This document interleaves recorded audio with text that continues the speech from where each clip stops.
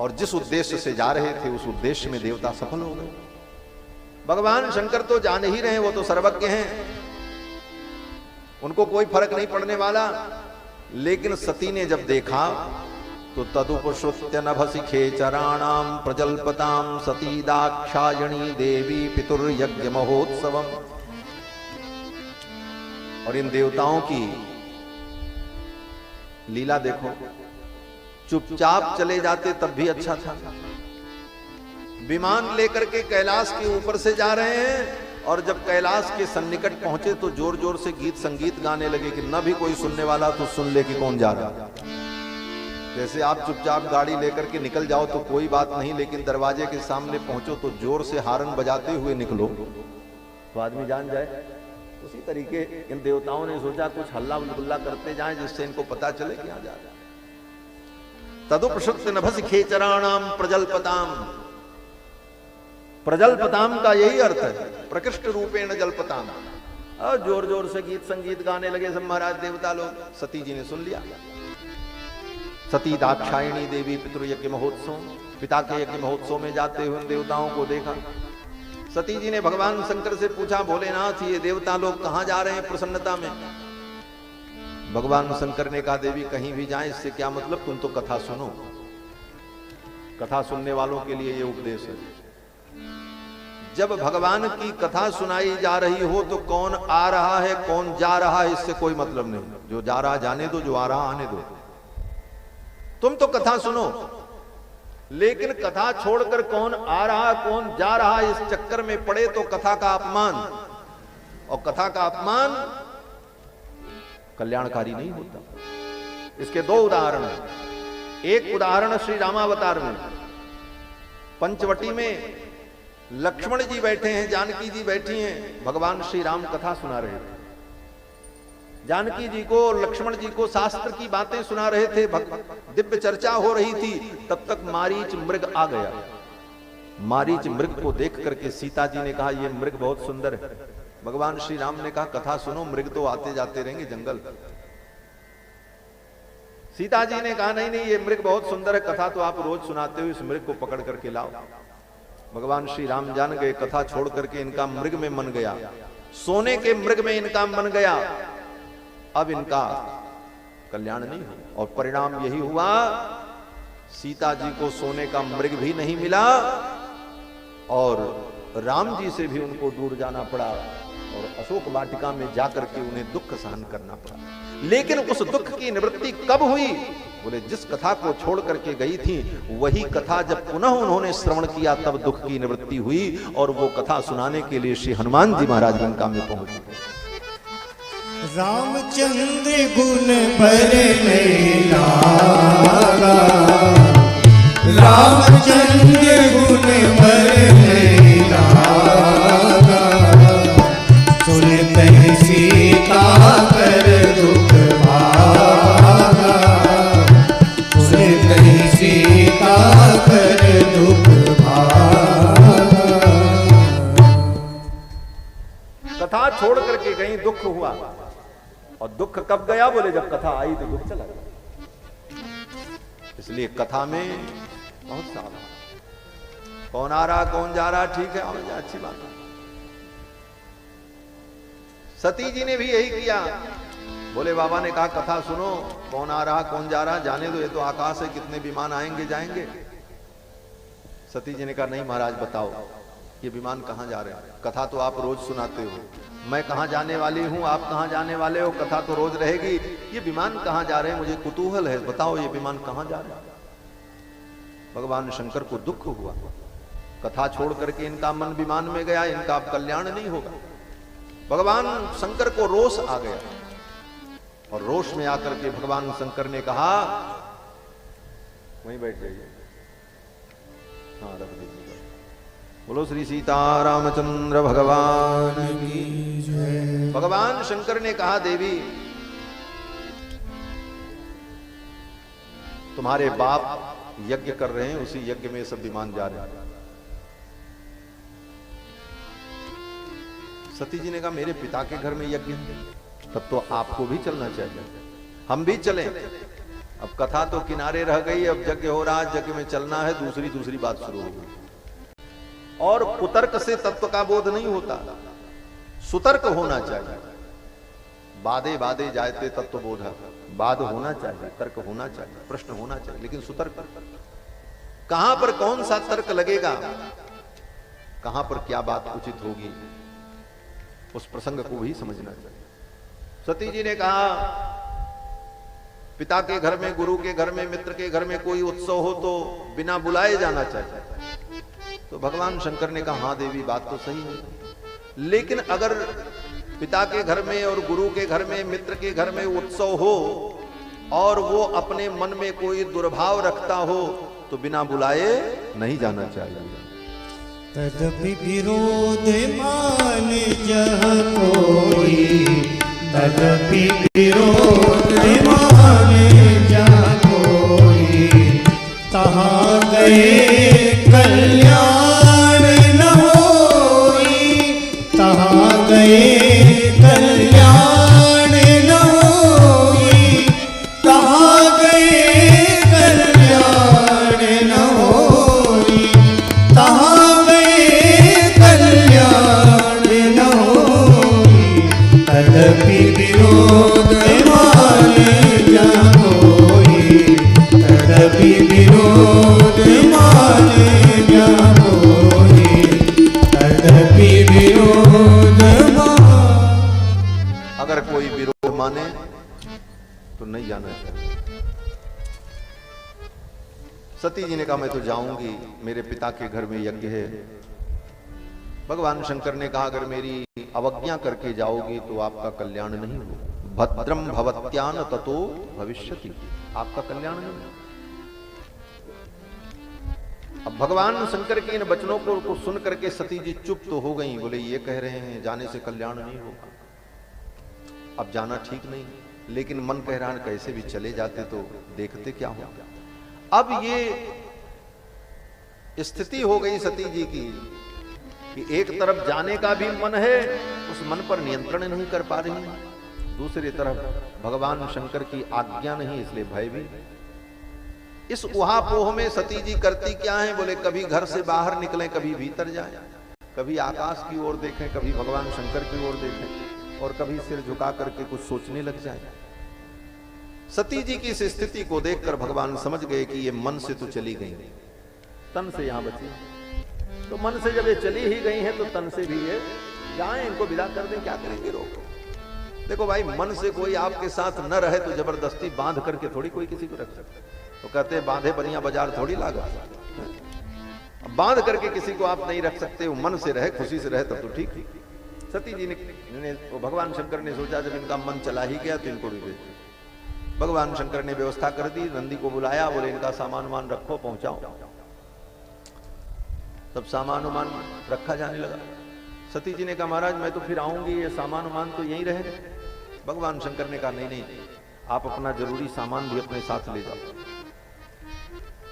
सती जी का जो जरूरी सामान था, उनकी जो उपयोग की वस्तुएं थी, उन सारी उपयोग की वस्तुओं को भी नंदी के पीठ पर लाद दिया। भगवान शंकर ने कहा ले जाओ। ताम सारिका कंदुक दर्पणाम्बुज, जिस तोता मैना को पाल रखा था सारिका और सुख को सती ने, वो सारिका और सुख का पिजड़ा दे दिया, बोले इसको भी ले जाओ। सती जी ने कहा इनको ले जा क्या करेंगे। भगवान शंकर ने कहा तो इनको दाना कौन चुंगाएगा, हम थोड़ी चुंगाएंगे, हम तो वजन करेंगे, ले जाओ इनको भी। दर्पण, शीशा, कंघी, व्यजन, पंखा, वस्त्र, आभूषण, जो जो वस्तुएं सती के उपयोग की थीं, उन सब वस्तुओं को भेज दिया। बोले ले जाओ, सब पेटी में भर दिया, नंदी के पीठ पे लाद दिया, गणों को साथ में लगा दिया, पहुंचाओ। भाई वस्तुओं को भेजने का औचित्य क्या था। भगवान शंकर जानते हैं कि सती जाएंगी, अब लौट करके नहीं आएंगी। तो जब ये नहीं आएंगी तो इनकी वस्तुएं जो हैं, इनके उपयोग की वस्तुएं बार बार मुझे सती का स्मरण दिलाएंगी और मेरे हृदय में पीड़ा होगी, इसलिए वस्तु भी इनके साथ जाए। सब विदा करते। सती जी पहुंची अपने पिता के घर में, पिता को प्रणाम किया, लेकिन पिताजी आशीर्वाद भी नहीं दिए। मां प्रेम से मिली, और जितनी बहन थी इनकी सती की वो सब आई थी। सब सती को देख करके मुस्कुराने लगी। भगिनी मिली बहुत मुस्कुराता, सब मुस्कुरा रही थी और सब व्यंग करने लगी, अरे देखो देखो सती आ गई। अब सती की जो और बहनें थीं वो तो अन्य देवताओं को ब्याही थी। अब सब आकर के सती का उपहास करने लगी। किसी ने कहा, अच्छा सती ये बताओ, तुम्हारे पति जो शंकर है, तुम उनको हृदय से कैसे लगाती हो? तुमको डर नहीं लगता? सती ने कहा, क्यों? बहन ने कहा, अरे उनके गले में इतना भयंकर सांप रहता हो, तुमको काटता नहीं? ऐसी ऐसी बातें कह करके सती का उपहास किया उनकी सगी बहनों ने। भगिनी मिली बहुत मुस्कुराता, सादर भले ही मिली एक माता, मां प्रेम से मिली, क्योंकि मां के लिए तो सब बेटियां बराबर होती, सब संतानें बराबर होती। सती को बड़ा दुख हुआ। सती ने जाकर के अपने पिता दक्ष प्रजापति से कहा, आपने सबको निमंत्रण दिया, मेरे स्वामी को भी बुला लेते। दक्ष प्रजापति नाराज हो गए। दक्ष प्रजापति ने कहा, उस अघोरी को, चिता की भस्म लगाने वाले को, उसको मैं अपने यज्ञ में बुलाऊं? मेरा यज्ञ अपवित्र हो जाएगा। तुमको किसने बुलाया? तुम क्यों चले आए? इस प्रकार जब दक्ष प्रजापति ने कहा तो सती को बड़ा अपमान लगा। सती ने सोचा, अब मैं क्या करूं? मेरे स्वामी ने कहा था मत जाओ, लेकिन मैंने उनके वचनों की अवहेलना की। अब मैं क्या मुंह लेकर के जाऊंगी? लोग मुझे दाक्षायणी कहते, और ये मेरे पिता दक्ष शिव निंदक है, और शिव निंदक की मैं बेटी कहलाऊं, ये मुझे स्वीकार्य नहीं। अब तो मैं अपने जीवन को यहीं समाप्त कर दूंगी। और सती जी ने यज्ञ मंडप के उत्तर तरफ जाकर के स्पृष्ट्वा जलम पीत दुकूल संवृता, सती ने आचमन किया और आचमन करने के बाद आसन लगा करके बैठ गई और अपने पीतांबर से अपने सिर को ढक लिया। निमील्य दृक् योग पथम समाविशत, और आंखों को बंद करके योग का स्मरण किया। उसी समय योग के प्रभाव से सती के शरीर के अंदर जो तेज तत्व है, पृथ्वी जल तेज वायु आकाश 5 तत्व से शरीर बना। छित जल पावक गगन समीरा पंच रचित यह अधम शरीर। लेकिन यहां अधम का अर्थ अधम मत लेना, सती जी के लिए नहीं मैं कह रहा हूं, ये तो समझाने के लिए मैं कह रहा हूं। तो सती जी के अंदर जो तेज तत्व है, योग बल से उस तेज तत्व को सती जी ने बढ़ाया, और परिणाम सती के रोम रोम से अग्नि ज्वाला निकलने लगी, और सती ने अपने शरीर को योग अग्नि में दग्ध कर दिया। तदर्श देहो हतकल्मषा सती सत्य प्रज्ज्वाल समाधिजाग्निना। योग की अग्नि में सती ने अपने आप को समाप्त कर दिया। हाहाकार मच गया। भृगु जी महाराज यज्ञ के ब्रह्मा थे, उन्होंने अध्वर्यु थे, उन्होंने अथर्ववेद के मंत्रों को पढ़ करके दक्षिणाग्नि कुंड में आहुति प्रदान की। ऋभु नाम के 1000 सैनिक प्रकट हुए, देवता प्रकट हुए। भृगु जी ने कहा यज्ञ की रक्षा करना, कहीं से कोई विघ्न ना आवे। वो सब देवता यज्ञ मंडप की रक्षा करने के लिए यत्र तत्र खड़े हो गए सावधान होकर। और इधर देवर्षि नारद ने जाकर के भगवान शंकर को सब समाचार बता दिया।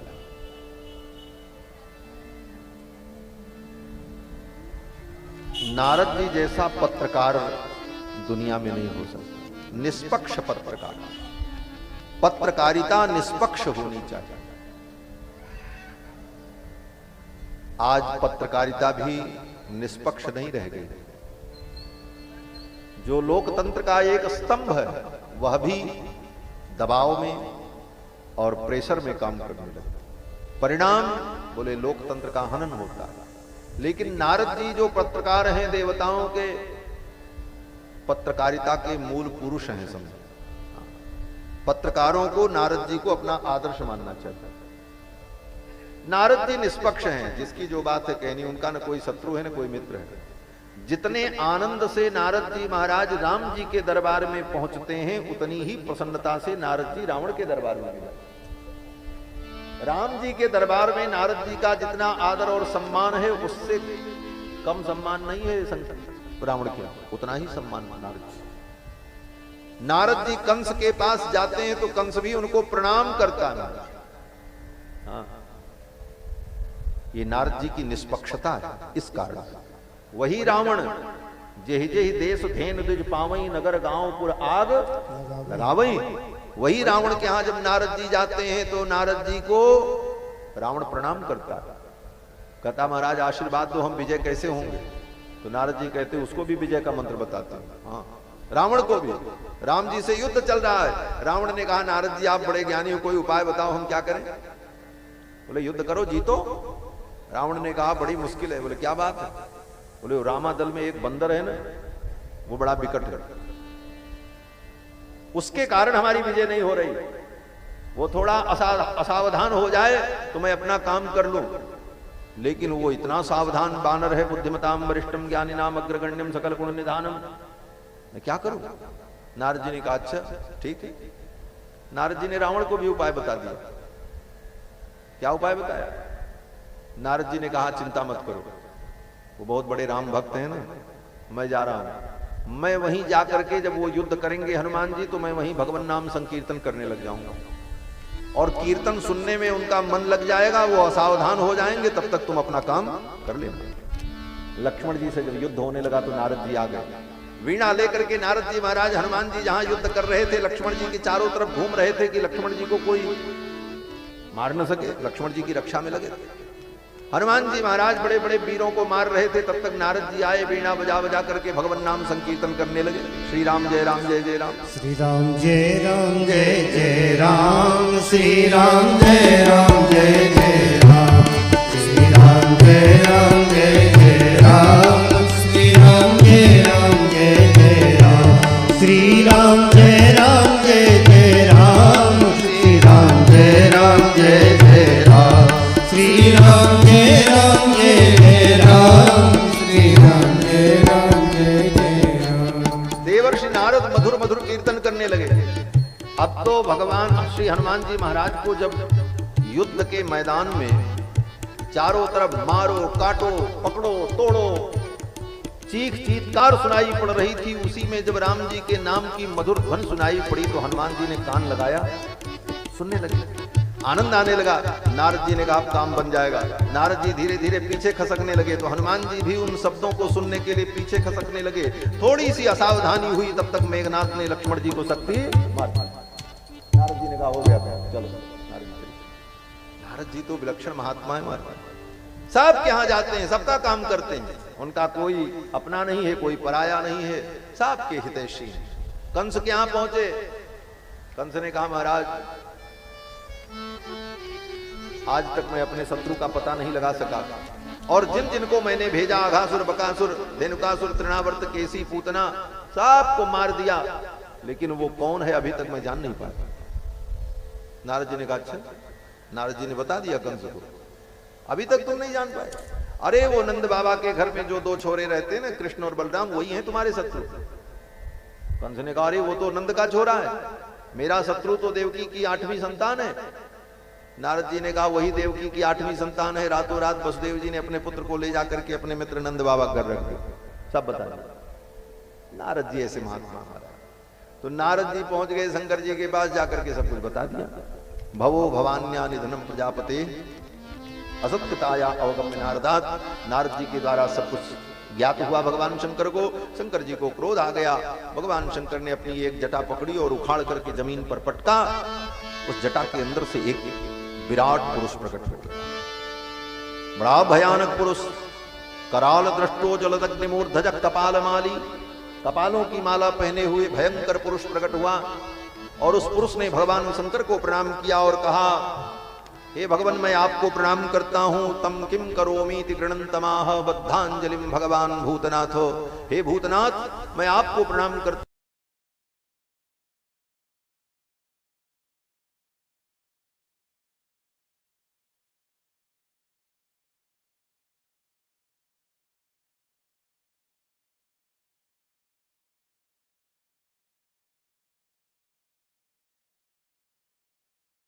ये पुरुष कौन थे?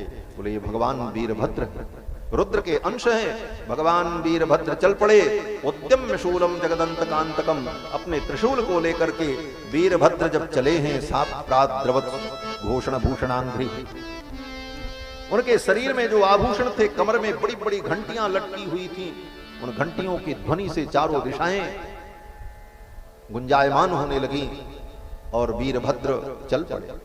पहुंचे यज्ञ मंडप के सन्निकट, हाहाकार मच गया, देवता भागने लगे, ऋषि मुनि भागने लगे, लेकिन किसी को भागने का मौका नहीं दिया महाराज। क्यों? बोले सब अभागे थे। आज सबका दुर्भाग्य था, इसलिए कोई भाग नहीं पाया, सबको शंकर जी के गणों ने पकड़ लिया महाराज। और जो पिटाई धुनाई शुरू भई। भृगुंब बंध मणिमान वीरभद्र प्रजापति, मणिमान ने भृगु जी को पकड़ लिया जो यज्ञाचार्य थे, प्रजापति को मणिमान ने पकड़ लिया। इस प्रकार से एक एक देवता को एक एक शंकर जी के गणों ने पकड़ लिया और महाराज सबकी सेवा हुई। भृगु जी महाराज की दाढ़ी को उखाड़ लिया। भगवान शंकर के गण ने कहा, तुम बहुत दाढ़ी हिला हिला करके मंत्र पढ़ रहे थे यज्ञ में, तुम्हारी दाढ़ी नोच लेते, दाढ़ी नोच ली। पूसा नाम के देवता का दांत तोड़ दिया, भग नाम के देवता की आंख फोड़ दी। दक्ष प्रजापति को वीरभद्र ने पकड़ा और पकड़ करके उठा करके उसी यज्ञ मंडप में पटक कर छाती पर चढ़ गए और चढ़कर आक्रम्यो रसि दक्षस्य सितधारेण हेतिना, और तेज धारदार तलवार लेकर के वीरभद्र दक्ष प्रजापति का गला काटने लगे, लेकिन काटते काटते थक गए, दक्ष प्रजापति का गला नहीं कटा। तब वीरभद्र ने देखा उसी यज्ञ मंडप में एक पशु का सिर रखा हुआ था। दृष्ट्वा संज्ञपनम योगम, यज्ञ में पशु का जो संज्ञपन किया जाता है उस विधि का वीरभद्र को स्मरण हो गया। कुछ यज्ञ ऐसे होते हैं जिन यज्ञों में पशु की हिंसा अनिवार्य होती है, लेकिन पशु को तलवार से, चाकू छुरे से नहीं मारा जाता। उसकी मारने की एक विशिष्ट विधि होती है जिसको संज्ञपन विधि कहते हैं। और उस संज्ञपन विधि में उस पशु के मुख को पकड़कर, उसके गले को पकड़ करके श्वासावरोध करके उसको संज्ञप्त किया जाता है। यही विधि है संज्ञपन की। उस विधि का वीरभद्र को स्मरण हो गया। श्री वेदव्यास जी महाराज कहते हैं, दृष्ट्वा संज्ञपनम योगम पशूनाम च पतिर्मखे, यज्ञ में पशु का संज्ञपन कैसे किया जाता है उस विधि का स्मरण हुआ वीरभद्र को, और वीरभद्र ने उसी विधि का प्रयोग किया। एक हाथ से ऐसे चिमटा करके दक्ष प्रजापति के मुख को पकड़ लिया, श्वासावरोध हुआ, और पकड़ करके सिर को ऐसे 2 बार पेंच जैसा घुमाया, और इतने में ही दक्ष प्रजापति का राम नाम सत्य हो गया। फिर सिर को तोड़ करके अलग कर लिया, और सिर को तोड़ करके अलग करके यज्ञ कुंड में उठा करके डाल दिया। अग्नये सुष्टकृतये स्वाहा इदम अग्नये सुष्टकृतये नमः। अब महाराज हाहाकार। भगवान शंकर के गणों ने यज्ञ की मेखला को तोड़ दिया। श्री वेदव्यास जी तो लिखते हैं कि भगवान शंकर के गण सब तो भूत ही प्रेत रहे उसमें महाराज। भूत प्रेत, डाकनी, शाकनी, पिशाच, कूष्मांड, बेताल, मारी गण, भैरव गण। अब भूत प्रेतों का उत्पात आप समझ सकते हैं। भगवान शंकर के गणों ने जाकर के उस यज्ञ कुंड में मूत्र का विसर्जन कर दिया। कुंडेस्व मूत्रयन केचित, वेदव्यास जी कहते हैं। और महाराज यज्ञ को ध्वंस कर दिया। हाहाकार मच गया। फिर तो सबने कहा कि अब भगवान शंकर को प्रसन्न करो, नहीं तो अनर्थ हो जाएगा। फिर ऋषियों के कहने पर सब लोगों ने भगवान शंकर की स्तुति की। भगवान शंकर प्रसन्न हुए। भगवान शंकर आए, ब्रह्मा आए, विष्णु आए। भगवान शंकर के प्रसन्न होने पर सब कुछ धीरे धीरे ठीक हो गया। यज्ञ को पूर्ण करने के लिए विष्णु देवता के निमित्त त्रिकपाल पुरोडास का यजन हुआ। और फिर सबने कहा, ब्रह्मा जी ने और भगवान विष्णु ने और शंकर ने, तीनों ने कहा जो कुछ हुआ सो तो ठीक नहीं हुआ, लेकिन अब इस समस्या का निदान किया जाए। बोले क्या किया जाए? बोले जो कुछ है, जिसकी जो दुर्दशा हुई है उसका ट्रीटमेंट किया जाए, कोई उपाय हो। बोले क्या हो? बोले भृगु जी की दाढ़ी नोच ली गई, अब इनकी दाढ़ी कहाँ से आवे? बोले बकरे की जो दाढ़ी है वही दाढ़ी इनको लगा दी। यज्ञशाला में जो पशु की दाढ़ी थी, पशु का सिर रखा था, वही दाढ़ी जोड़ दी। आज लोग कहते हैं महाराज गंजे लोग बाल लगवा लेते हैं ऊपर से। बाल को जो है प्रत्यारोपण किया जाता है। बाल प्रत्यारोपण की विधि उस जमाने में भी थी कि बकरे के बाल को लेकर के उनकी दाढ़ी में प्रत्यारोपण कर दिया। यही सिद्धांत है। तो महाराज बकरे की दाढ़ी भृगु जी को लगा दी। पूसा देवता का दांत टूट गया, बोले इनके दांत का क्या होगा? बोले कोई बात नहीं, दांत रहेगा तो, दांत नहीं भी रहेगा तो काम चलेगा। अब ये मलाई और लपसी खाएं, मुलायम मुलायम पदार्थ खाएं और इनका काम चलेगा। ये निर्णय हो गया। भग नाम के देवता की आंख फोड़ दी गई। बोले इनका क्या उपाय होगा? बोले मित्रस्य त्वा चक्षुषा प्रतीक्षे, आप मित्र नाम के देवता के चक्षु से देखेंगे, ये व्यवस्था दे दी गई। इस प्रकार से। और दक्ष प्रजापति के लिए क्या किया? बोले दक्ष प्रजापति का सिर तो कुंड में जल गया था, बोले वो बकरे का सिर उठा करके इनके सिर में जोड़ दो। तो यज्ञशाला में जो पशु का सिर रखा था, उसी सिर को उठा करके दक्ष प्रजापति के धड़ में रख करके जोड़ दिया। संदधु कस्य कायेन सवनीय पशु सिरः, सवनीय यज्ञ के पशु का सिर उनके धड़ से जोड़ दिया। दक्ष प्रजापति जीवित हो गए। और महाराज फिर तो दक्ष प्रजापति का वो अभिमान समाप्त हो गया। समय आने पर दक्ष प्रजापति ने अपना वो शरीर त्याग दिया है और फिर प्रचेता के पुत्र बनकर के प्रकट हुए। बड़ी लंबी कथाएं हैं। फिर इसके बाद कथा आती है कि मनु जी महाराज के पुत्र उत्तानपाद, उत्तानपाद के पुत्र श्री ध्रुव जी महाराज जो भगवान के परम भक्त हुए। बोलो श्री सीतारामचंद्र भगवान की जय। भगवान के परम भक्त श्री ध्रुव जी, उनका चरित्र आता है। ध्रुव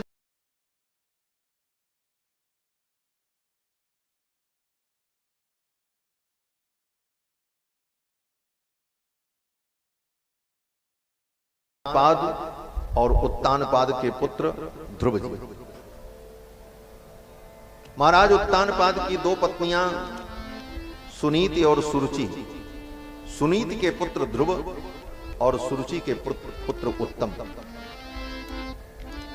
ध्रुव जी महाराज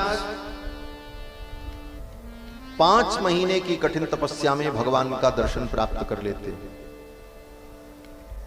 कारण क्या बना? कारण ये बना कि महाराज उत्तानपाद अपनी छोटी पत्नी से बहुत प्रेम करते थे और छोटी पत्नी के पुत्र को भी अत्यधिक स्नेह करते थे। छोटी पत्नी के कहने पर बड़ी पत्नी सुनीति का अनादर करते थे और सुनीति के पुत्र ध्रुव का भी अनादर करते थे। एक दिन महाराज उत्तानपाद अपनी सभा में बैठे थे। बगल में उनकी छोटी पत्नी सुरुचि बैठी थी और सुरुचि के पुत्र को गोद में लेकर उसका लाड कर रहे थे, दुलार कर रहे थे। उसी समय 5 वर्ष के बालक श्री ध्रुव जी महाराज कहीं से आ गए खेलते खेलते। ध्रुव जी के मन में हुआ कि मैं पिता की गोद में बैठूं, पिताजी भी मेरा दुलार करें, और जाकर के पिता की गोद में चढ़ करके बैठ गए। लेकिन बगल में बैठी हुई सौतेली मां को अच्छा नहीं लगा। हाथ पकड़ करके ध्रुव का खींच करके जमीन में उतार दिया। डांट लगाई कि न वत्स निपतेर धृष्ण्यम भवानारूढ़ुमर्हति। हे पुत्र, आप इस सिंहासन पर नहीं बैठ सकते। जब व्यक्ति अपने अत्यधिक सन्निकट के व्यक्ति से क्रोध में बात करता है तो क्रोध का एक स्वरूप यह भी होता है कि उसके लिए वो अवांछनीय सम्मानित शब्द का प्रयोग करता, जो उसके लिए वांछित नहीं। एक मां अपने बेटे को बेटा कहे, तुम कहे, इसी में उसका सम्मान है। लेकिन जब मां ये कहे आप यहां से चले जाइए, इसका मतलब है कि ये आप कहना भी एक संकेत कर रहा है, इसलिए यहां भवान शब्द का प्रयोग किया। नहीं तो एक मां अपने बेटे के लिए भवान शब्द का प्रयोग क्यों करे? कहते हैं नवत्स निपतेर धृष्ण्यम भवानारूढ़। भवान, हे पुत्र, आप इस सिंहासन पर नहीं बैठ सकते। तो ध्रुव जी ने कहा क्यों? तो मां सौतेली मां ने कहा न गृहीतो मया यत्तम कुक्षावपनपात्मजो। आप राजा के पुत्र तो हैं लेकिन मेरी कोख से नहीं पैदा हुए, इसलिए इनकी गोद में नहीं बैठ सकते। तो ध्रुव जी ने कहा तो फिर मुझे क्या करना पड़ेगा कि मैं इनकी गोद में बैठ सकूं? तो मां ने कहा जाओ, जाकर के तपस्या करो और तुम्हारी तपस्या से भगवान प्रसन्न हो जाएं तो उनसे वरदान मांगना। क्या वरदान? बोले अगला जन्म मेरा सुनीति के गर्भ से, सुरुचि के गर्भ से। और जब दोबारा तुम्हारा मेरे गर्भ से जन्म होगा तब तुम इनकी गोद में बैठने के लिए। तपसा आराध्य पुरुषम तस्यैवानुग्रहेण में गर्भे तुम साधयात्मानम यदि इच्छसि नृपासनम। अगर इस आसन को चाहते हो तो तुमको मेरे गर्भ से पैदा होना होगा। इतनी बड़ी बात। पिताजी की ओर देखा, पिताजी भी कुछ नहीं बोले। ध्रुव जी को बहुत दुख लगा, चल पड़े, आए अपनी मां के गोद में गिर पड़े और फपक फपक करके रोने लगे। श्री मैत्रेय जी महाराज कहते हैं मातु सपत्न्या सुदुरुक्ति विद्धा। क्या शब्द है महाराज वेद व्यास जी के। मातु सपत्न्या सुदुरुक्ति विद्धा, सौतेली मां के दुर्वचनों से जिनका हृदय विध गया, छिद गया। ऐसे कठोर वचन।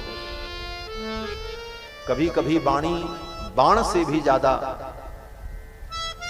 कष्टप्रद होती है। बाण तो उतना ही घाव करता है, बाण निकाल दो और औषधि का प्रयोग कर दो तो पीड़ा समाप्त हो जाती है। लेकिन वाणी का बाण अगर चल जाए तो वो कितने दिनों तक पीड़ा देता है, इसका ठिकाना नहीं।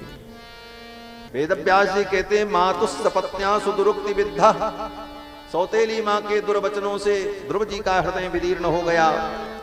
स्वसंदृशा दंड हतो यथा ही, जैसे किसी सांप को कोई दो लाठी मार दे, वो घायल सांप फुफकार ले रहा हो, उसी प्रकार ध्रुव जी महाराज पपक पपक करके रो रहे थे।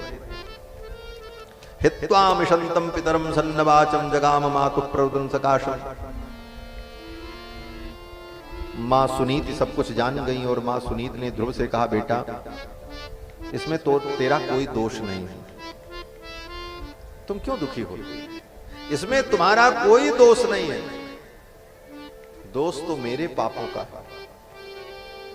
मां सुनीति ने कहा बेटा इसमें तेरा दोष नहीं है, ये तो मेरे ही पापों का परिणाम है। तेरी सौतेली मां सुरुचि का भी कोई दोष नहीं है, तेरे पिता का भी कोई दोष नहीं है, दोष तो मेरे प्रारब्ध का है। ध्रुव जी ने कहा मां आप अपने को दोषी क्यों मानते हो? तो सुनीति ने कहा सत्यम सुरुच्या विहितम भवान में यद दुर्भग आया उदरे गृहीता। तुम्हारी सौतेली मां सुरुचि ने ठीक कहा, मेरी जैसी अभागिनी के गर्भ से पैदा हुए, इसीलिए आज तुमको ये दुख अनुभव करना पड़ा। यही सुनीति थी। सुनीति का मतलब सुंदर नीति, नैतिकता। जो नैतिक प्राणी होगा वो दूसरे में दोष नहीं देखेगा, वह आत्मचिंतन करेगा। मां सुनीति कहती मेरे ही प्रारब्ध का परिणाम है, क्योंकि सुख दुख कोई किसी को नहीं देता। काहुन को सुख दुख कर दाता, निज कृत कर्म भोग सब प्राप्त। सुनीति ने कहा बेटा इसमें तेरा कोई दोष नहीं। और रही बात भगवान की उपासना की, तो बेटा भगवान की उपासना से जीव को सब कुछ प्राप्त हो सकता है। भगवान प्रसन्न हो जाए तो क्या नहीं प्राप्त होगा, इसलिए तुम भगवान की आराधना करो। ध्रुव जी महाराज ने कहा ठीक है। ध्रुव जी भगवान को प्रसन्न करने के लिए चल पड़े। 5 वर्ष के बालक ध्रुव जी अपना घर छोड़ करके जंगल की ओर चल पड़े। और कहां गए? बोले जमुना के तट पर, वृंदावन। ध्रुव जी जब चले गए तब तक चर्चा होने लगी चारों तरफ। 5 वर्ष के बालक ध्रुव जो राजकुमार हैं वो महल छोड़ करके चले गए। प्रजा में चर्चा का विषय बन गया। बोले क्यों चले गए? बोले उनका अपमान हो गया। किसने अपमान किया? बोले सौतेली मां ने। पिताजी ने इसका परिष्कार क्यों नहीं किया? बोले पत्नी परायण होने के कारण पिता भी कुछ नहीं बोल सके।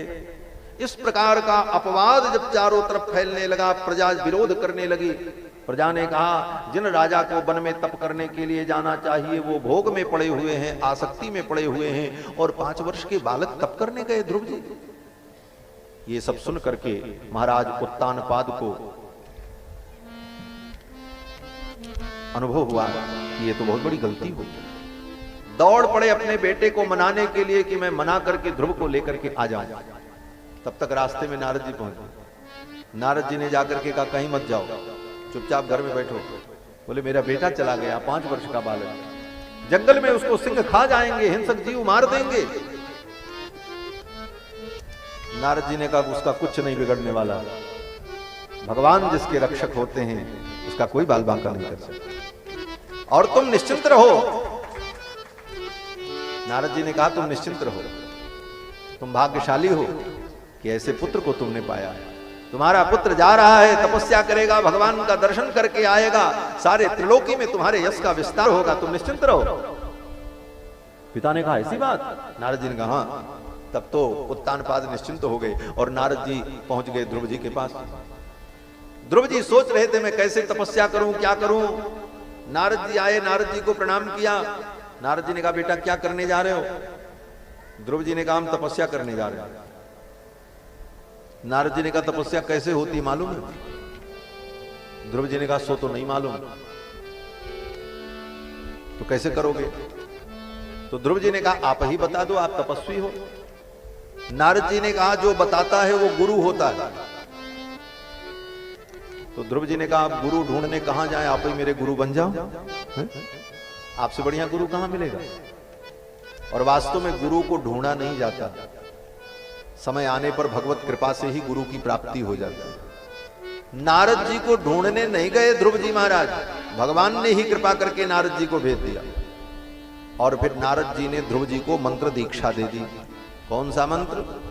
द्वादशाक्षर मंत्र, ओम नमो, उसके बाद भगवते वासुदेवाय, द्वादशाक्षर मंत्र का उपदेश कर दिया और विधि बता दी, जाओ जाकर के जमुना के तट पर इस मंत्र का जप करना। जमुना के बालू से भगवान की मूर्ति की कल्पना कर लेना और जो तुम्हें उपलब्ध हो जाए जंगल में यथा लब्धोपचार से पूजा कर लेना और फिर इसी मंत्र का जप करना बस, और ध्यान लगाना भगवान। गुरु जी ने बता दिया, नारद जी ने बताया और नारद जी चले गए। ध्रुव जी महाराज जमुना के तट पर आए, जमुना जी में स्नान किया और गुरु जी ने जो बताया था ठीक वैसा ही काम किया। देखो, गुरु के वचन प्रतीत न जेही, सपने हो सुगम न सुख सिद्ध तेहि। गुरु के वचन में जिसको विश्वास नहीं हो उसको सिद्धि नहीं मिलती, और गुरु की वाणी में, गुरु के उपदेश में विश्वास हो गया, उतना आप करते रहो तो आपको सिद्धि मिल जाएगा। ध्रुव जी ने यही किया, गुरु जी ने जैसा बताया था। जमुना की बालू लेकर के रख ली और भगवान का ध्यान करके पूजन किया, कंदमूल फल भोग लगाया, प्रसाद पाया, मंत्र का जप करने लगे। जप करते करते इतने तन्मय हो गए कि 3 दिन 3 रात्रि तक मंत्र का जप करते रहे। 3 दिन बाद जब ध्यान टूटता तो कुछ लेकर के खा लेते कंदमूल फल और फिर जप कर लेते। इस प्रकार 1 महीना बीत गया। 3 दिन में 1 दिन फलाहार करना, इस प्रकार 1 महीना, अर्थात 1 महीने में केवल 10 दिन फलाहार किया बस। दूसरा महीना जब लगा तो साधना और कठिन हो गई। द्वितीयम च तथा मासम षष्ठे षष्ठेर्भको दिने, दूसरे महीने में 6 दिन तक, तीसरे महीने में 9 दिन तक, चौथे महीने में 12 दिन, चतुर्थमपि वही मासम द्वादशे द्वादशे है। और 5वां महीना जब आया तो अखंड समाधि लग गई। केवल 5 महीने में ही ये स्थिति हो गई। 5वें महीने में अखंड समाधि लग गई। 5वें मास्यनुप्राप्ते जितश्वासो नृपात्मजः। ध्रुव जी महाराज जितश्वास हो गए, अपनी श्वास को भी जीत लिया। पानी और कंदमूल फल तो छोड़ो, अब सांस लेने की भी जरूरत नहीं। ध्यायन् ब्रह्म पदैकेन तस्थौ स्थाणुरिवाचलः, और वो भी बैठ करके नहीं, खड़े होकर। और खड़े में भी 2 पैर पर नहीं, 1 पैर पर खड़े हो गए। 1 पैर को मोड़ करके दूसरे घुटने पर टिका दिया और अचल है। इनकी इस तपस्या से पूरा ब्रह्मांड कंपित होने लगा। देवता व्याकुल हो गए महाराज, सबकी श्वास बंद होने लगी। सब भगवान के पास गए। भगवान ने कहा चिंता मत करो, मेरा भक्त तप कर रहा है, मैं जाऊंगा, उसके ऊपर कृपा करूंगा, सब ठीक हो जाएगा। देवता परेशान हो गए महाराज। कोई तपस्या करता है तो देवताओं को पहले परेशानी होती। क्यों? बोले देवताओं को इसलिए परेशानी होती कि इतनी घोर तपस्या कर रहा है और इसकी तपस्या से भगवान प्रसन्न होंगे। भगवान कहेंगे वरदान मांगो, और कहीं इसने मांग लिया कि इंद्र का पद हमें दे दो, ब्रह्मा का पद हमें दे दो, तब तो हमारा पद ही चला जाएगा। अपने पद की रक्षा के लिए व्याकुल रहते कि कहीं हमारा पद न मांग ले। इसीलिए समाज में कोई बहुत संगठित हो, बहुत जनप्रिय होने लग जाए, तो पद पर बैठे हुए नेताओं को डर होता है कहीं हमारी गद्दी न खसक जाए, कहीं ये मेरे गद्दी का दावेदार न हो जाए। इसलिए क्या करो, बोले इसको स्ट्रिंग ऑपरेशन में फंसा दो। ये भी सब होता ही, यही देवता लोग करते हैं। जब देखते हैं कोई बहुत तपस्या करने लगा, कहीं हमारा पद न ले ले, बोले मेनका को भेजो, तिलोत्तमा को भेजो, उर्वशी को भेजो, और फिर महाराज इनको फंसाया मामले में, और फिर जेल की हवा खाएं, जेल में जाए, नरक भोगे। तपस्या चली गई, अब देवता निश्चिंत हो गए, और उससे भी जो बच गया तब तो फिर उसे पद की प्राप्ति हुई। ये सब राजनीति अनादिकाल से चली आई है, और यही संसार का धर्म है, सृष्टि का क्रम है। देवता व्याकुल हो गए, भगवान ने कहा चिंता मत करो, हम जा रहे हैं, जाकर के अपने भक्त के ऊपर कृपा करेंगे, आप चिंता न करो। भगवान आए, ध्रुव जी मधुबन में एक पैर पर खड़े हुए भगवान का ध्यान कर रहे हैं। भगवान आकर के सामने खड़े हो गए, लेकिन ध्रुव जी की आंखें बंद हैं, ध्रुव जी भगवान को नहीं देख रहे हैं। मैत्रेय जी कहते हैं, सहस्र शीर्षापि ततो गरुत्मता मधोर वनम भृत्य दिदीक्षयागतः। सहस्र शीर्षापि ततो गरुत्मता, जो सहस्र शीर्षा पुरुष हैं, वेदों में जिनके विषय में कहा गया सहस्र शीर्षा पुरुष सहस्राक्ष सहस्रपाद, वे भगवान कहां आए, बोले मधोर वनम, मधुबन में आ गए, वृंदावन में। क्यों आए? आप कहोगे अपने भक्त ध्रुव को दर्शन देने के लिए आए हैं? भक्त ध्रुव को दर्शन देने के लिए आए। बोले हाँ ये बात ठीक है, लेकिन 100% ठीक नहीं है। बोले तब? बोले वेद व्यास जी कहते हैं भक्त को दर्शन देने नहीं आए, अपने भक्त ध्रुव का दर्शन करने आए भगवान। ये उससे भी अच्छी बात है। मधोर वनम भृत्य दिदीक्षयागतः, अपने भृत्य अपने भक्त का दर्शन करने की इच्छा से भगवान आ रहे हैं। बोले ध्रुव जी को दर्शन देने नहीं आ रहे हैं? बोले ध्रुव जी तो भगवान का पहले से दर्शन कर रहे थे। बोले कहां दर्शन कर रहे हैं? बोले ध्रुव जी अपने हृदय के अंदर भगवान का दर्शन कर रहे थे, उनकी आंखें बंद थी, अपने हृदय के अंदर भगवान के उस दिव्य रूप का दर्शन कर रहे थे। आगे वर्णन करेंगे। भगवान जब आए तो कहते हैं, हृत पद्म कोशे स्फुरितम तडित प्रभम। हृत पद्म कोशे, ध्रुव जी का जो हृदय कमल है, उस हृदय कमल के मध्य में स्फुरितम तडित प्रभम, बिजली के समान चमकता हुआ भगवान का स्वरूप स्फुरित हो रहा था। और ध्रुव जी महाराज अपने अंतर चक्षुओं के द्वारा भगवान के उस दिव्य रूप का दर्शन कर रहे थे, इसलिए आंखें बंद थी। ध्रुव जी तो दर्शन कर ही रहे थे। भगवान आगे सामने खड़े हैं। भगवान ने सोचा अब इसकी समाधि कैसे टूटे। भगवान ने सोचा कि इसके हृदय में जो मेरा रूप है वो रूप अंतर्हित हो जाए तो इसकी समाधि टूट जाए। तो भगवान ने संकल्प किया, और भगवान के संकल्प करते ही ध्रुव के हृदय में जो भगवान का रूप प्रकाशित हो रहा था वो रूप अंतर्हित। तिरोहितम सहसैवोपलक्ष्य, सहसा वो रूप जब तिरोहित हुआ तो ध्रुव जी व्याकुल हो गए, अरे मेरा ध्यान क्यों टूटा। और व्याकुल होकर के ध्रुव जी की आंखें खुल गईं। ध्रुव जी व्याकुल हुए और उनकी आंखें टक से खुल गईं।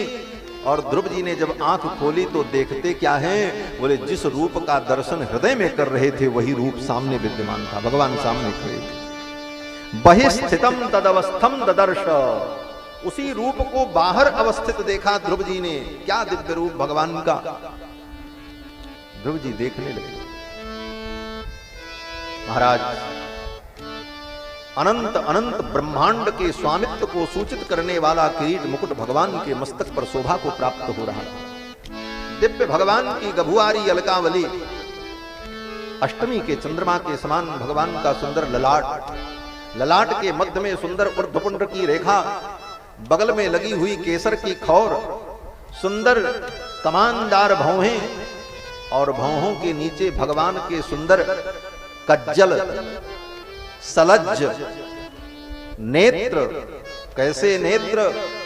बोले जिन नेत्रों में अपार करुणा और कृपा समाहित है ऐसे भगवान के सुंदर नेत्र। भगवान के कैसे नेत्र? बोले लजीले सकुचीले सरमीले सरसीले गर्बीले नसीले गसीले, जितनी भी उपमा दी जाए कम। ऐसे भगवान के सुंदर नेत्र। भक्तों ने तो भगवान के नेत्र का बड़ा वर्णन किया है। मोहन के अति नयन नुकीले, कितने नुकीले नेत्र हैं भगवान के। ललित किशोरी जी का यह पद है, मोहन के अति नयन नुकीले, निकसे जात पार हियरा के सरसीले गर्बीले, ना जानो बेधन अनियत की तीन लोक ते न्यारी, ज्यों ज्यों छिदत मिठास हिये में सुख लागत अति भारी। ऐसे नेत्र भगवान, ऐसे भगवान के सुंदर नेत्र। दिव्य भगवान के सुंदर कपोल, कानों में सुंदर मकराकृत कुंडल, शंख के समान भगवान की सुंदर ग्रीवा, भगवान की ग्रीवा में कौस्तुभ मणि, मोहन माला, मटर माला, बनमाला, सोने की सतलड़ी, हीरे की पचलड़ी, कंधे पर सुंदर वेदमय शुभ्र यज्ञोपवीत, अंगद बाजू बंद विजायट, पीतांबर, कमर में लिपटा हुआ भगवान का दिव्य दडित विनिंदक पीतांबर, पीतांबर के ऊपर किंकणी से युक्त करधनी, और उस करधनी की क्षुद्र घंटिकाओं से सामवेद के मंत्र प्रतिध्वनित हो रहे हैं। ऐसी दिव्य भगवान की करधनी। भगवान के सुंदर दिव्य करार अविंद, ऊपर की भुजाओं में शंख चक्र, नीचे की भुजाओं में गदा पद्म। मंद मुस्कुराते हुए भगवान ध्रुव के सामने खड़े हैं। ध्रुव जी ने भगवान के चरणों का दर्शन किया। भगवान के वो दिव्य पादारविंद,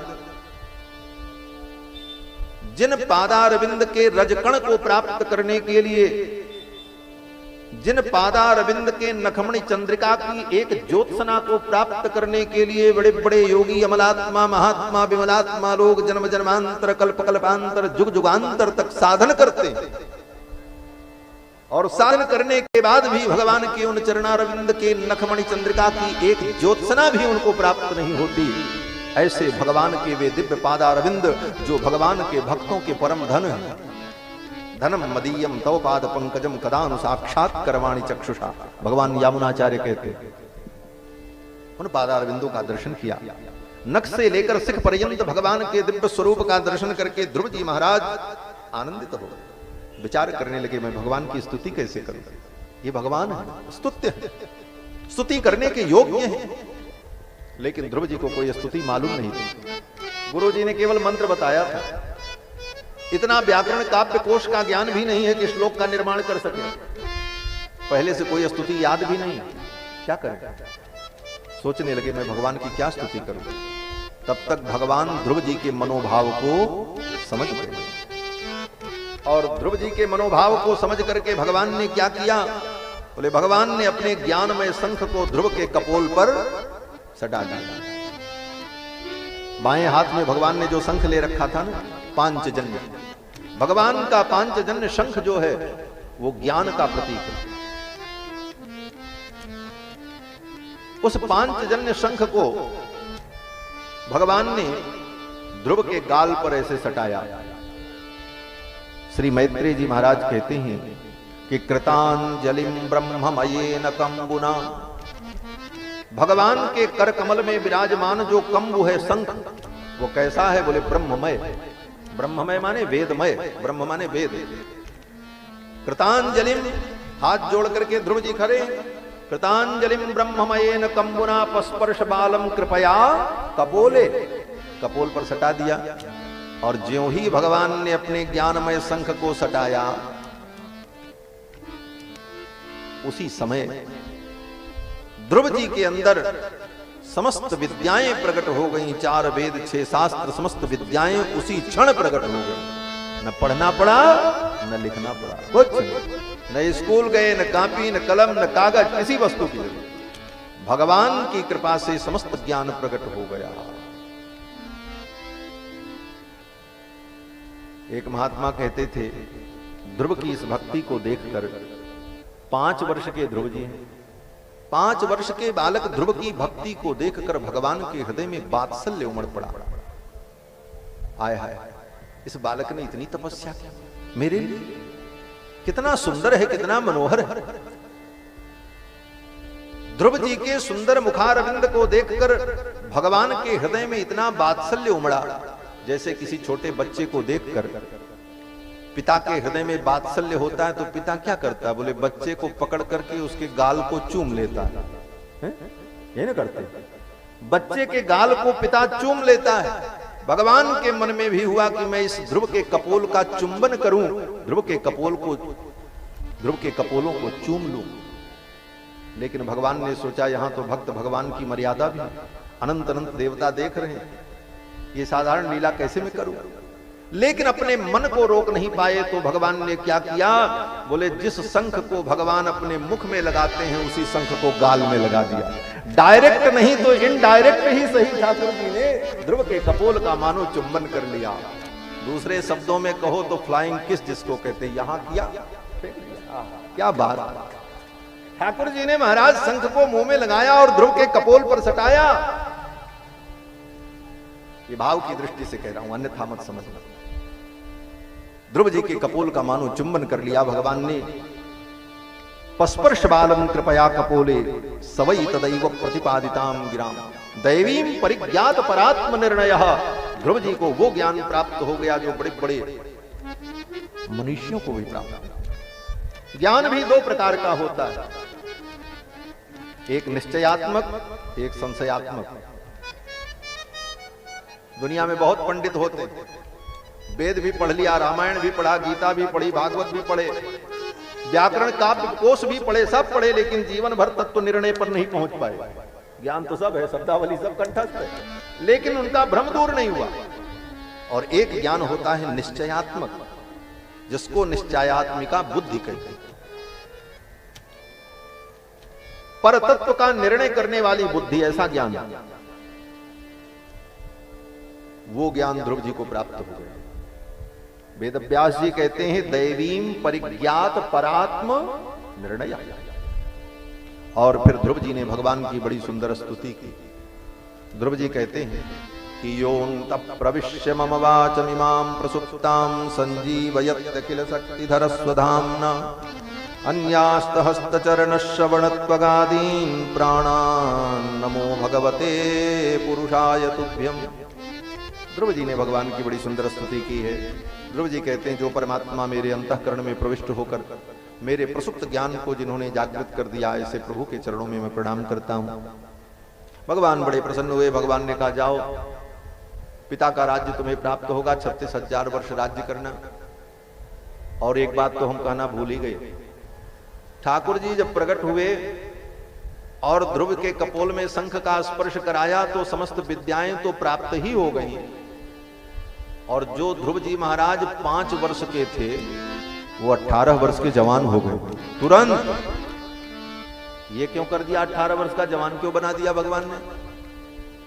अरे 5 वर्ष के हैं और 18 वर्ष का बना दिया। 13 वर्ष की आयु उनकी घटा दी, इतने जल्दी 18 वर्ष का कर दिया? बोले नहीं, भगवान ने आयु नहीं घटाई, अपितु उनके शरीर को 18 वर्ष के युवक का शरीर जैसा होता है ऐसा दिव्य बना दिया। इसीलिए ध्रुव जी ने स्तुति में कहा अन्यास्त हस्त चरण श्रवणत्वगादीन प्राणान नमो भगवते पुरुषाय तुभ्यम्। जिन्होंने मेरे अंग प्रत्यंग को सुंदर दिव्य कर दिया, विकसित किया। 18 वर्ष का जवान क्यों बना दिया? वे भगवान ने सोचा जिस कारण से इसने तपस्या की है कि मुझे पिता का साम्राज्य मिले, तो जब ये अब जाएगा भी 5 वर्ष का है, फिर 18 वर्ष का होगा, तब कहीं ये राजा युवराज बनेगा, तो इसकी तपस्या का फल इतने वर्षों बाद मिले, ठीक नहीं, आज ही इसको मिले, इसलिए जवान बना दिया। बोले जाते ही सिंहासन गद्दी मिल जाए। और महाराज सुंदर जवान बना दिया। ध्रुव जी महाराज बड़े प्रसन्न। भगवान ने कहा जाओ 36,000 वर्ष राज्य करना, फिर तुम्हारे लिए मैं सुंदर लोक बना दूंगा, मेरे धाम चले आना। आगे तुम्हारे जीवन में क्या क्या होगी, ध्रुव जी के जीवन में जो जो आगे घटनाएं होने वाली थी उनका भी संकेत कर दिया भगवान ने। सब कुछ कह करके भगवान अंतर्धान हो गए। भगवान जब अंतर्धान हो गए, चले गए, तो ध्रुव जी को बड़ा दुख हुआ, बड़ा दुख हुआ महाराज। किस प्रकार का दुख हुआ? ध्रुव जी कहते हैं देखो संसार के प्राणियों, मुझ अभागे को, लोगों ने कहा अपने को अभागा कहते हो? तपस्या की सिद्धि हो गई, भगवान का दर्शन हो गया, 36,000 वर्ष तक राज्य करने का वरदान मिल गया, और इस दुनिया से जाने के बाद ध्रुव लोक की प्राप्ति का आश्वासन मिल गया। अब भी तुम अभागे हो? तो ध्रुव जी कहते हैं हाँ। बोले क्यों? तो ध्रुव जी कहते हैं प्रसाद्य जगदात्मानम तपसा दुष्प्रसादनम भवच्छिदमयाचेहम भवम भाग्य विवर्जितः। मैं कितना भाग्य विवर्जित हूं, अभागा हूं कि मैंने भगवान को प्रसन्न तो कर लिया। जिन भगवान को प्रसन्न करना इतना सरल नहीं है, लेकिन प्रसन्न करने के बाद मैंने भगवान से क्या मांगा? मेरी दुर्बुद्धि देखो, क्या दुर्बुद्धि। ध्रुव जी कहते हैं जो संसार बंधन को मिटाने वाले हैं उनसे मैंने संसार का बंधन मांग लिया है? ये 36,000 वर्ष संसार का बंधन ही तो है। नहीं तो भगवान से कह देते प्रभु मुझे भी अपने साथ ले चलो, वैकुंठ चले जाते, दुनिया का झंझट खत्म। ध्रुव जी कहते हैं कि भवच्छिदमयाचे हम भवम, जो भवच्छिद हैं, भव बंधन को मिटाने वाले हैं, उनसे मैंने बंधन मांग लिया। इसलिए ध्रुव जी भगवान के भक्त तो हैं, बड़े श्रेष्ठ भक्त हैं, हमसे आपसे लाख गुना ज्यादा, करोड़ों गुना ज्यादा श्रेष्ठ हैं। लेकिन जब वेदव्यास जी ने विशेष भक्तों की सूची बनाई तो उस सूची में, भगवान के परम भक्तों की सूची में ध्रुव जी का नाम नहीं आया। ध्रुव जी का नाम उस सूची में नहीं आया। भगवान के परम भक्तों की जो प्रथम सूची जारी की गई, उस प्रथम सूची में इनका नाम नहीं आया। उसमें किसका नाम आया? स्वयंभू नारद शंभु कुमार कपिलो मनु प्रहलादो जनको भीष्मो बलिर्वैयासिकिर्वयम् द्वादशैते विजानीमो धर्मम भागवतम भटाः। ये भगवान के परम भक्त 12 भक्तों की सूची में ध्रुव जी का नाम नहीं आया। क्यों नहीं आया? बोले दूसरी सूची जारी हो गई। दूसरी सूची में कौन है? बोले प्रहलाद नारद पराशर पुंडरीक व्यासांबरीश सुख सौनक भीष्म दाल्भ्यान रुक्मांगदार्जुन वशिष्ठ विभीषणादीन पुण्यानिमान परम भागवतान नमामि। दूसरी लिस्ट में भी इनका नाम नहीं आया, तीसरी लिस्ट में नाम है। क्यों नहीं आया? कहते हैं इसका उत्तर गोस्वामी तुलसीदास जी से ले लीजिए, एक चौपाई में। ध्रुव सकलानी जपु हरि नाम, ध्रुव सकलानी जपु हरि नाम, पारऊ अचल अनुपम ठाऊ। ध्रुव सकलानी जपु हरि नाम, ध्रुव सकलानी जपु हरि नाम, पायऊ अचल अनुपम ठाऊ, पायऊ अचल अनुपम ठाऊ। ग्लानि से युक्त होकर भगवान की भक्ति की। इनको ग्लानि हुई, अपमान लगा, तब भगवान की शरण में आए। सहज नहीं, स्वभावतः नहीं। ग्लानि हुई, अपमान हुआ, पद की कामना हुई, इसलिए ठाकुर की शरण में आए। इसलिए कहते महाराज, एक महात्मा कहते थे कि भगवान के 3 प्रकार के भक्त होते हैं, एक बदखोर और एक लतखोर और एक चितचोर। बोले बदखोर कौन है? बोले जिसको संसार की कोई बात लग जाए, कोई ऐसी बात बोल दे कि उस बात की पीड़ा से वो दुखी होकर सब छोड़कर भगवान की शरण में चला जाए, वो बदखोर। ऐसे ध्रुव जी महाराज। और लतखोर कौन है? बोले विभीषण जी महाराज, है ना। हम कुछ अपने मन से नहीं जोड़ रहे महाराज, जो लिखा उतना नहीं कहते। रावण ने जब लात मारी तब भगवान की शरण में आए। लेकिन चलो अच्छा है, कैसे भी कोई भगवान की शरण में आवे वो अच्छा होता है। वो दूसरा कुछ मत समझना, किसी भी प्रकार आओ तो भगवान की शरण में, लेकिन सबसे अच्छा आना क्या है? बोले भगवान की महिमा सुनकर के, भगवान का गुणानुवाद सुनकर के जिसका चित्त भगवान में लग जाए, जिसके चित्त को ठाकुर चुरा ले, ऐसे भक्ति की तो अद्भुत महिमा। ऐसे भक्त प्रहलाद हैं। आगे भक्त प्रहलाद का चरित्र आए। ध्रुव जी महाराज भगवान के परम भक्त। इसके बाद इन्हीं के वंश में आगे चल करके अनेक राजा हुए, महाराज बेन हुए, जिनके पुत्र, राजा बेन की कथा मैंने संक्षेप में बता ही दी थी कि उनके पुत्र भगवान पृथु हुए, जो भगवान के 24 अवतार में। पृथु के द्वारा पृथ्वी का विस्तार हुआ। पृथु ने इस धरती को समतल किया है, इसीलिए इसका नाम पृथ्वी पड़ा। पृथु भगवान ने धरा को, पृथ्वी को बहुत डांटा। पृथ्वी ने अपने सारे वैभव को छिपा लिया था। पृथु जी के कहने पर पृथ्वी ने पुनः अपने वैभव को प्रकट किया, प्रजा को सुखी किया पृथु जी ने। ये सब सारी कथाएं। प्राचीन बरही राजा की कथा सुनाई। प्राचीन बरही राजा बहुत बड़ा याज्ञिक था, यज्ञ में बड़ी निष्ठा थी। नारद जी के उपदेश से प्राचीन बरही राजा को वैराग्य हुआ और भगवान के चरणों की भक्ति उत्पन्न हुई। उसका परम कल्याण होता है।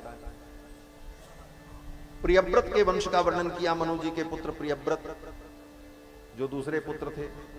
प्रियव्रत के पुत्र आग्निद, आग्निद्र के पुत्र महाराज नाभि, और नाभि के पुत्र भगवान ऋषभदेव। जो ऋषभदेव भगवान के 8वें अवतार हैं। ये भगवान के 8वें अवतार ऋषभदेव भगवान, जिनको जैन धर्म के लोगों ने अपना तीर्थंकर माना है, आदि तीर्थंकर। ऋषभदेव भगवान प्रकट हुए। ऋषभदेव भगवान ने अपने पुत्रों को बड़ा सुंदर उपदेश किया है। उनके उपदेश का यही सार है।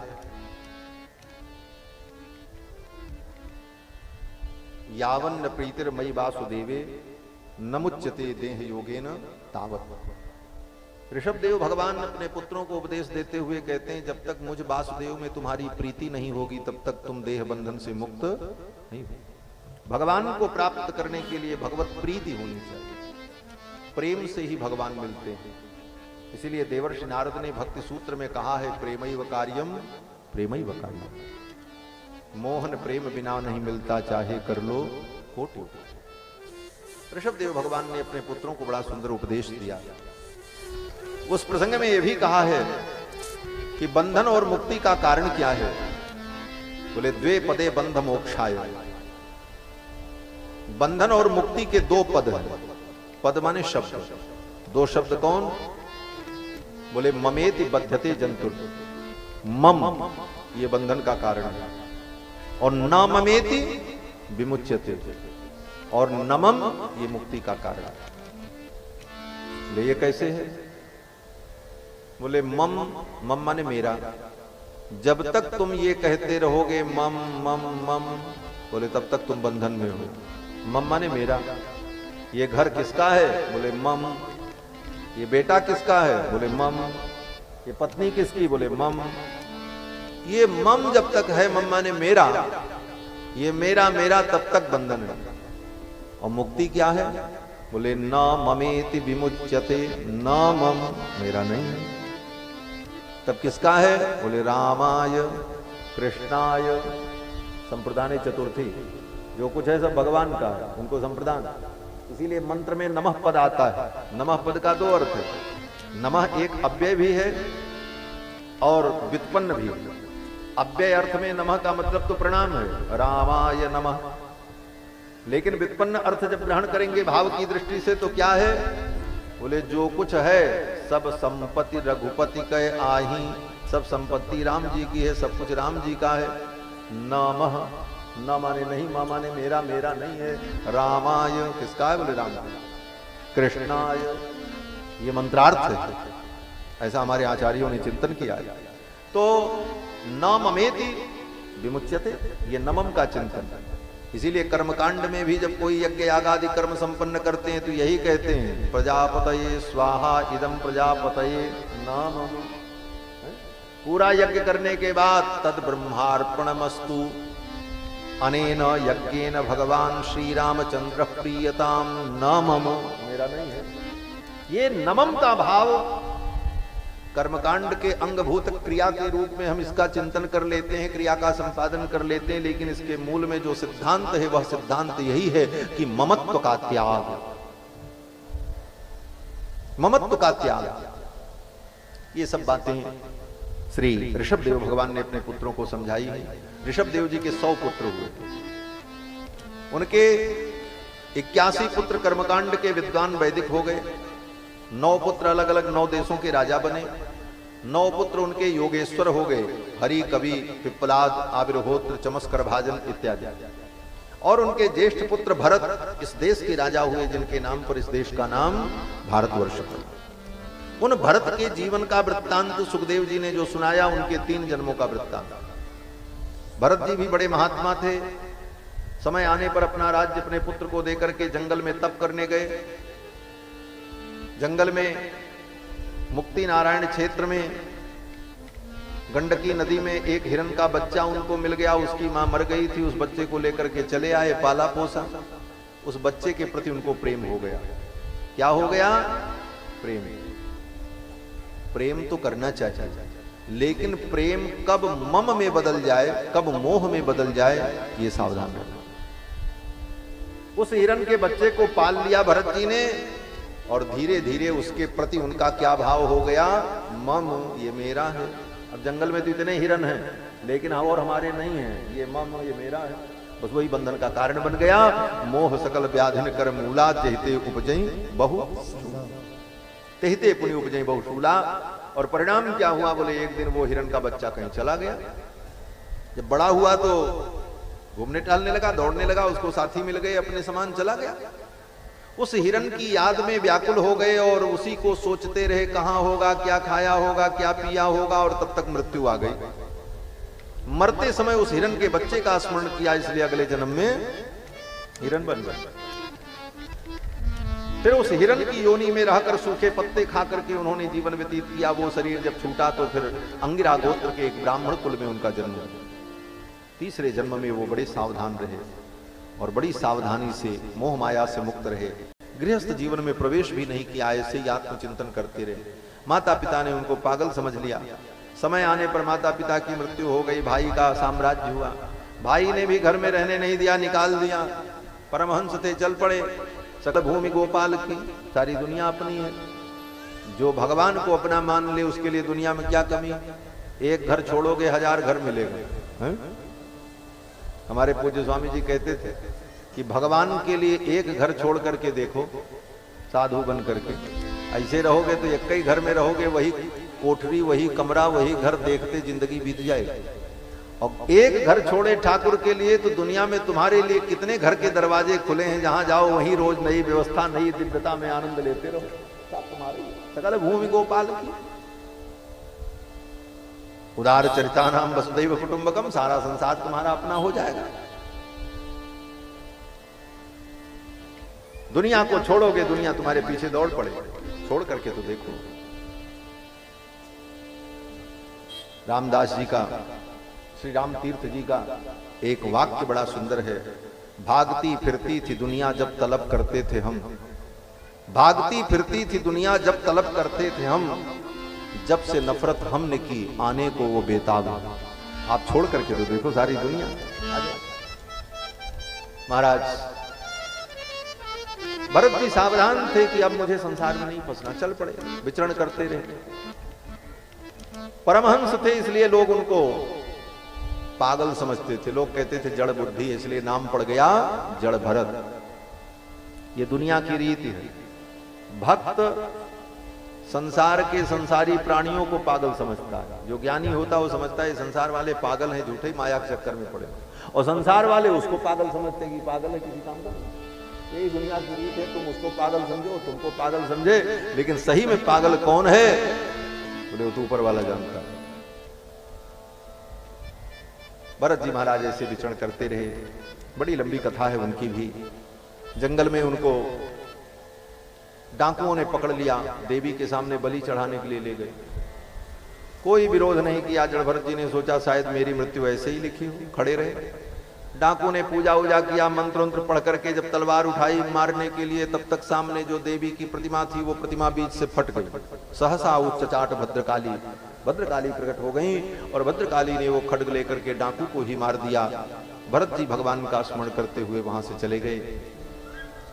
आगे सिंधु सौवीर देश के राजा रहुगण के ऊपर उन्होंने कृपा की, राजा रहुगण को तत्व का उपदेश किया है। ये सब चरित्र सुखदेव जी ने राजा परीक्षित को सुनाया। इसके बाद छठवें स्कंद में भगवान के परम भक्त वृत्रासुर की कथा सुनाई है। वृत्रासुर भगवान का परम भक्त असुर था, लेकिन भगवान का परम भक्त। निष्काम भक्ति का उपदेश सुनना हो तो वृत्रासुर की कथा सुन लेना। असुर है लेकिन उसकी भक्ति कितनी निष्काम है। युद्ध के मैदान में जब इंद्र से लड़ने के लिए गया, वृत्रासुर को मालूम है कि इंद्र के द्वारा मेरी मृत्यु हो। वृत्रासुर ने कहा, राजन आओ युद्ध करो, मैं अपने भगवान की स्तुति कर लूं, प्रार्थना कर लूं, फिर मैं तुमसे लड़ूंगा और विजयी तुम ही होगे, चिंता मत करना। इंद्र ने बड़ी सुंदर स्तुति, वो वृत्रासुर ने बड़ी सुंदर स्तुति की। और उस स्तुति में विशेषता केवल इतनी है कि वृत्रासुर ने भगवान से कोई कामना नहीं, केवल एक चीज मांगा, हे गोविंद मुझे आपके चरणों का प्रेम प्राप्त। ये वृत्रासुर से सीखना चाहिए। वृत्रासुर ने यही कहा, न नाग पृष्ठम न च पारमेष्ठ, न मुझे स्वर्ग चाहिए न परम पद चाहिए, न रसाधिपत्यम, मुझे रसातल का साम्राज्य नहीं चाहिए, मुझे तो केवल आपके चरणों का प्रेम चाहिए।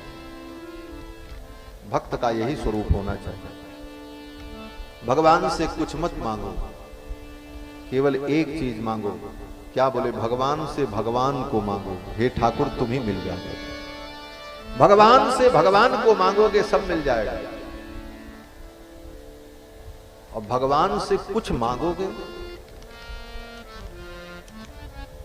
तो वो चीज भी मिलेगी और कितने दिन रहेगी इसका कोई ठिकाना नहीं।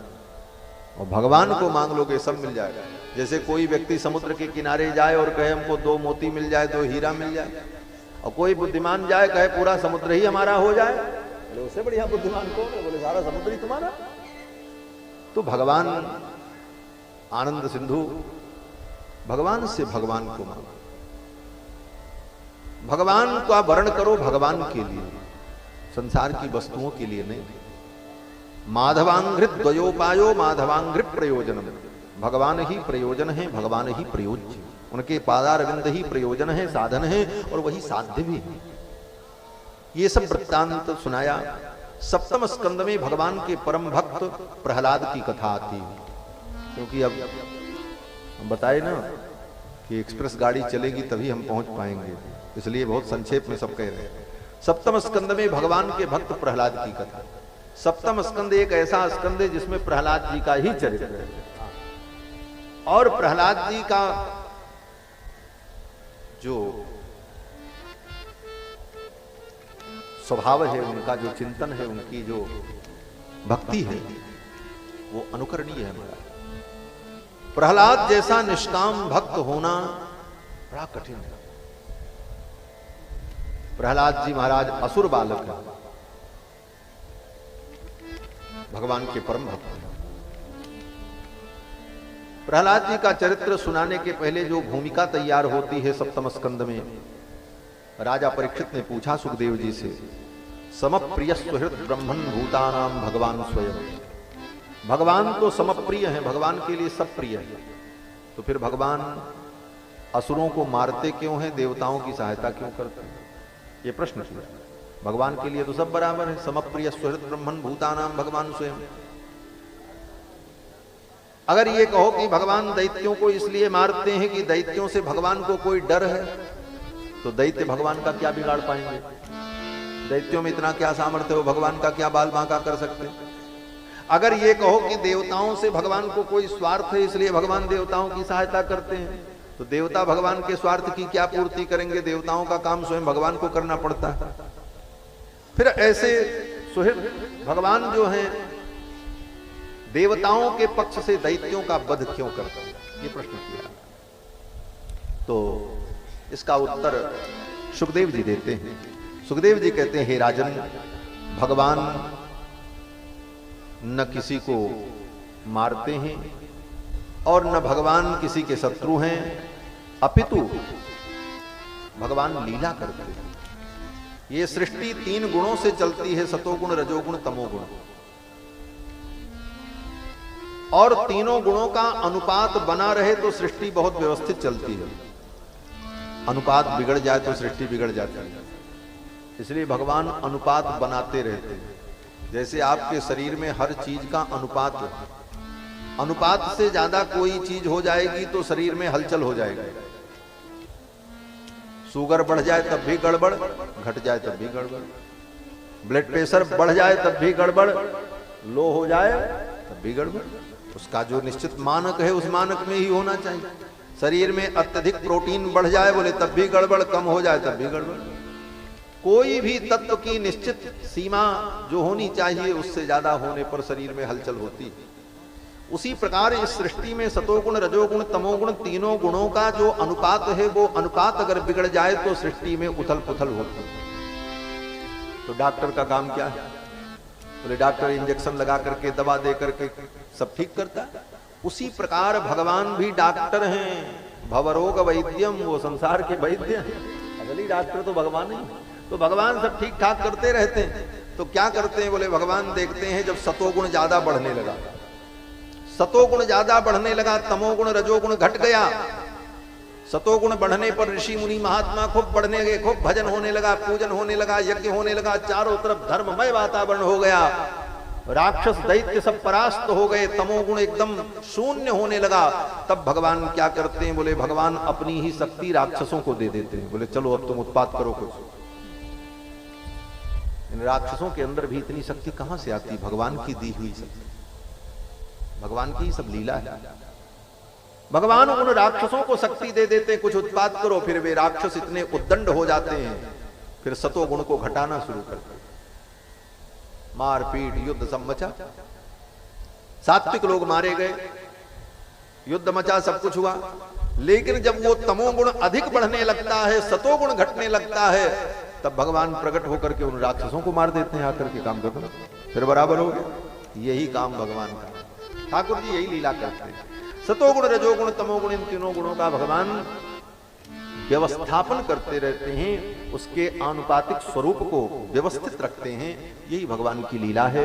और न कोई भगवान का शत्रु है, न कोई भगवान का मित्र है। भगवान का न किसी से द्वेष है, न किसी से ईर्ष्या है। भगवान तो समदर्शी है ही, इसमें कोई आपत्ति नहीं।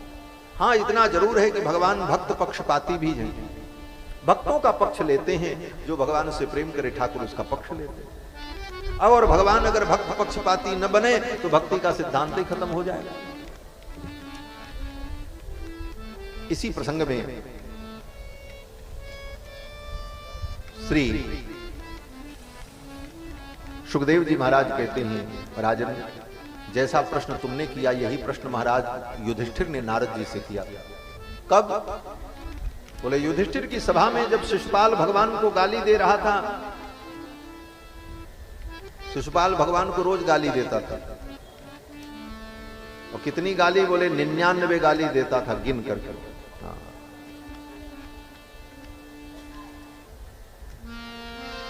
दिन प्रति देत गन गन गारी, गोस्वामी तुलसीदास जी लिखते हैं। दिन प्रति नियम से, उसका नियम कभी नहीं टूटा। हमारा आपका नियम तो टूट जाता है। नियम यह है कि रोज नहा धो करके संध्या वंदन करके गुरु मंत्र का 1 माला कम से कम जप करो, लेकिन किसी दिन धोखा हो जाता, छुट्टिए जाता। लेकिन वो महाराज नियम का पक्का था। कौन? शिशुपाल। उसने नियम बना रखा था, सवेरे उठ करके आंख खोलने के बाद, अरे आंख खोलना दूर बात, आंख बंद करके ही कृष्ण के स्वरूप का ध्यान करते हुए 99 गाली भगवान कृष्ण को दे ले तब आंख खोलता था। वो नालायक, लुच्चा, लफंगा, फलाना ढमाका सब कह देता था। 99 गाली दे करके तब उसकी आंख खुलती थी। भगवान ने कहा ये भी मेरा भक्त है, विलक्षण भक्त। सवेरे सवेरे उठ करके मेरा स्मरण करता। प्रातः स्मरामि भवभीति महार्थ शांति नारायणं गरुण वाहन मद्मनाभम। बड़े बड़े योगी लोग भगवान के दूसरे स्वरूप का थोड़ी स्मरण करते, वही स्वरूप तो। अंतर केवल इतना है कि ये द्वेष भाव से भगवान का स्मरण करता था, और योगी लोग, महात्मा लोग प्रेम से स्मरण करते, स्मरण दोनों करते। युधिष्ठिर के यज्ञ में अग्र पूजा की जब बात आई तो शिशुपाल ने विरोध किया भगवान का और गालियां देने लगा महाराज सभा के मध्य में। भगवान सुनते रहे। भगवान ने उसकी मां को वचन दिया था उसकी माँ को वचन दिया था, और शिशुपाल कोई और नहीं था, भगवान की सगी बुआ का बेटा। हाँ, जैसे अर्जुन वैसे शिशुपाल सगी बुआ का बेटा। वचन दिया था भगवान ने उसकी माँ को कि बुआ, ये तेरा बेटा 100 अपराध करेगा तब तक हम क्षमा करेंगे, जिस दिन 100 से ज्यादा हो जाएगा उस दिन मैं इसे दंड दूंगा। कोई अच्छी बात बता। तो प्रहलाद जी ने कहा, पिताजी यही एक अच्छी बात है कि वन में जाकर हरिमाश्रय, तो जंगल में जाकर भगवान हरि का आश्रय ग्रहण करने। ये संसार तो गृहमंद कूपम, ये संसार तो अंधा कुआं है। इस अंधे कुएं को छोड़कर जंगल में जाकर वनम गतो यत् हरिमाश्रये, तो भगवान हरि का आश्रय लेना चाहिए, भजन करना चाहिए, यही जीवन का उद्देश्य है। हिरण्यकश्यपु ने कहा, अरे ये तो मेरे शत्रु की बात करता है, ले जाओ इसको आसुरी विद्या सिखाओ। शुक्राचार्य के पुत्र संडामर्क प्रहलाद जी को ले गए, आसुरी विद्या सिखाने लगे। प्रहलाद जी ने तो फिर वो विरोध तो नहीं किया, लेकिन जो गुरुजी सिखाते थे सुन लेते थे, और तर्क से तत्व का बोध जानते थे कि ये आसुरी धर्म अधर्म है। नारद जी ने पहले ही सब कुछ सिखा दिया था, बता दिया था। प्रहलाद जी को कुछ सीखना था नहीं। और जब गुरुजी पढ़ा करके चले जाएं, तब प्रहलाद जी क्या करते थे, बोले सभी असुर बालकों को बुला करके बैठा लेते और उनको भक्ति का उपदेश करते। सर्वप्रथम छात्र संघ किसी ने बनाया तो प्रहलाद जी ने बनाया। भागवत पढ़ लेना। छात्र संघ बना करके छात्र आंदोलन को आगे बढ़ा करके राजनीति करना और दुर्नीतियों को समाप्त करके सुनीति की स्थापना और सुराज्य की स्थापना का संकल्प लेना, जो छात्र संघ का उद्देश्य होना चाहिए, इस उद्देश्य के लिए सर्वप्रथम प्रहलाद जी ने ही उपक्रम किया है। सब बच्चों को बुला करके उनको धर्म का उपदेश करते सिखाता। एक दिन हिरण्यकश्यपु ने बुलाया, बोले प्रहलाद तुमने क्या पढ़ा, कोई अच्छी बात बताओ। प्रहलाद जी ने कहा, मैंने 9 पाठ पढ़ा। 9 पाठ? कौन सा पाठ पढ़ा बताओ। प्रहलाद जी ने कहा, श्रवणम कीर्तनम विष्णु स्मरणम पाद सेवनम नवधा भक्ति। ये 9 पाठ मैंने पढ़ा है। नवधा भक्ति, श्रवणम कीर्तनम विष्णु स्मरणम पाद सेवनम अर्चनम वंदनम सख्यम दास्यम आत्मनिवेदनम। नवधा भक्ति बताई। बोले ये 9 प्रकार से भगवान विष्णु की भक्ति करनी चाहिए। हिरण्यकश्यपु ने प्रहलाद को उठा करके अपनी गोद से पटक दिया। कुलांगार, कुलकलंक, दुष्ट, नीच, तू मेरे शत्रु की बात करता। दैत्यों के कुल में तू बबूल का वृक्ष पैदा हुआ है। ले जाओ इसे, मार करके फेंक दो, असुरों को दे दो। असुर लोग ले गए प्रहलाद जी को मारने के लिए। पहाड़ से पटक दिया, समुद्र में फेंका, आग में जलाया, विष पिलाया, हाथी के नीचे कुचलवाया, क्या नहीं किया। लेकिन प्रहलाद जी का बाल बांका नहीं हुआ। जाको राखे साइया मार सके ना। अंत में असुरों ने आकर के कहा, महाराज ये तो बड़ा विलक्षण बालक है, मरता ही नहीं। सब करके हम थक गए। तब हिरण्यकश्यपु ने मन में सोचा, अरे इतना करने के बाद ये बालक नहीं मरा तो कहीं ऐसा न हो कि इस बालक का विरोध करने का परिणाम ये हो कि मेरी ही मृत्यु आ जाए।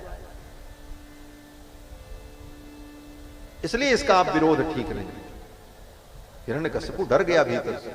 हिरण्यकश्यपु ने कहा, इसे छोड़ दो, जैसे रहना चाहता वैसे। फिर प्रहलाद जी अपने हिसाब से रहने लगे, भजन करते, पूजन करते, उनको कोई नहीं बोलता, वो जो करना उसको करो। लेकिन प्रहलाद जी अपना संगठन मजबूत करते रहे, सब बच्चों को बैठा करके कीर्तन करे। परिणाम ये हुआ कि पूरे विद्यालय में प्रहलाद जी का जो साम्राज्य भया, प्रहलाद जी जो कहें असुर बालक वही करे। अब सब असुर बालक बैठ करके कीर्तन करते खूब, भगवान श्री मन्नारायण का, भगवान श्री सीतारामचंद्र जी का। जाकर के असुरों ने और दैत्यों के गुरु शंडामर्क ने कहा, महाराज आपके बेटे ने पूरे विद्यालय को बर्बाद कर दिया। वो तो बर्बाद था ही, साहब को बर्बाद कर दिया। क्या किया? बोले ऐसे ऐसे साहब को आपके शत्रु का नाम जपवाता है, आपके शत्रु के नाम का कीर्तन करवाता है। अब हिरण्यकश्यपु को बहुत गुस्सा आया। हिरण्यकश्यपु ने प्रहलाद को बुलाया। कहा, अरे दुष्ट, मेरे भय से ब्रह्मादिक देवता कांपते हैं और तू मेरे शत्रु का नाम लेता, तुझे डर नहीं लगता? किसके बल पर तू इतना बलवान है, निर्भय है? प्रहलाद जी ने कहा, पिताजी, जिसके बल से आप इतने बलवान हो उसी के बल से हम भी निर्भय रहते हैं। सबके बल तो भगवान है। हिरण्यकश्यपु ने कहा, भगवान भगवान कहां है तेरा भगवान? तेरे भगवान में इतनी शक्ति है तो मेरे सामने क्यों नहीं आ जाता? मैं तो उसे ढूंढ रहा हूं। प्रहलाद जी ने कहा, वो तो सब जगह है, अंतर बहिश्च तत्सर्वं व्याप्य नारायण स्थितः। वो परमात्मा तो अंदर बाहर सब जगह स्थित है। हिरण्यकश्यपु ने कहा, प्रहलादस्ति यदि ईश्वर, यदि ईश्वर है तो बताओ। प्रहलाद जी ने कहा, सर्वत्र, वो तो सर्वत्र। हिरण्यकश्यपु ने कहा, मैं दर्शय, मुझे दिखाओ। मैं कहां दिखाऊं? बोले, स्तंभे, इस स्तंभ में। अगर वो परमात्मा सब जगह है तो इस खंभे में मुझे क्यों नहीं दिखाई पड़ता? प्रहलादस्ति यदि ईश्वरो वद हरि सर्वत्र में दर्शय स्तंभे चैवमिति ब्रुवन्तुम असुरः तत्रा विरासीत्। असुर ने कहा, इस खंभे में तेरा भगवान है? प्रहलाद जी ने कहा, है। बोले, मुझे क्यों नहीं दिखता? प्रहलाद जी ने कहा, अब आपको नहीं दिखता तो आप जानो, आपका काम जाने, हमको तो दिखता है, इसी में भगवान है, वो दिख रहे हैं। हिरण्यकश्यपु ने कहा, अरे विष्णु बड़ा मायावी है, वो इस खंभे में है, मेरे बेटे को दिख रहा, मुझे नहीं दिख रहा। अब क्रोध में आकर के हिरण्यकश्यपु अपने सिंहासन से उठा और जाकर के एक मुष्टिका का प्रहार किया, खंभा टूट गया। जिस खंभे के अंदर एक सुई का भी प्रवेश नहीं हो सकता था, उस खंभे के अंदर से विशाल भगवान का नरसिंह स्वरूप प्रकट हो गया। यस्तंभात् गर्जमानो गगट गडगडात् बालचंद्राद्र दृष्टः व्योमा भूत्पाट्यमान पपट पटपटस्ताड्यमान सटाभिः दृष्टाग्रे काट्यमान ककट कटकटस्तूयमान सुरेन्द्रैः निष्क्रांतो हास्य युक्तः गह गह गहन पातु मां नारसिंहः। गर्जना करते हुए नरसिंह भगवान खंभे से प्रकट हो गए। गर्जंतम गर्जयंतम निज भुजपत्रम स्फोटयंतम हरंतम क्रंदंतम रोषयंतम दिशि दिश सततम संरभंतम हरंतम वीक्षंतम घूर्णयंतम करनिकर सतैर दिव्य सिंहम नमामि। गर्जना करते हुए नरसिंह भगवान खंभे से प्रकट हुए। गगट गडगडान्यो खंभ फाट्यो चरचराय मानो निक्स्यो नरनाहर को रूप अति भयानो है। ऐसा भयानक रूप भगवान का। नरसिंह भगवान जब प्रकट हुए, हिरण्यकश्यपु तो देख करके डर गया, जान गया मेरी मृत्यु आ गई। तब तक नरसिंह भगवान ने इसे पकड़ा, हिरण्यकश्यपु को घसीटते हुए लेकर के गए। देहली के द्वार पर बैठ करके अपनी दोनों जंघाओं पर नरसिंह भगवान ने हिरण्यकश्यपु को लिटाया।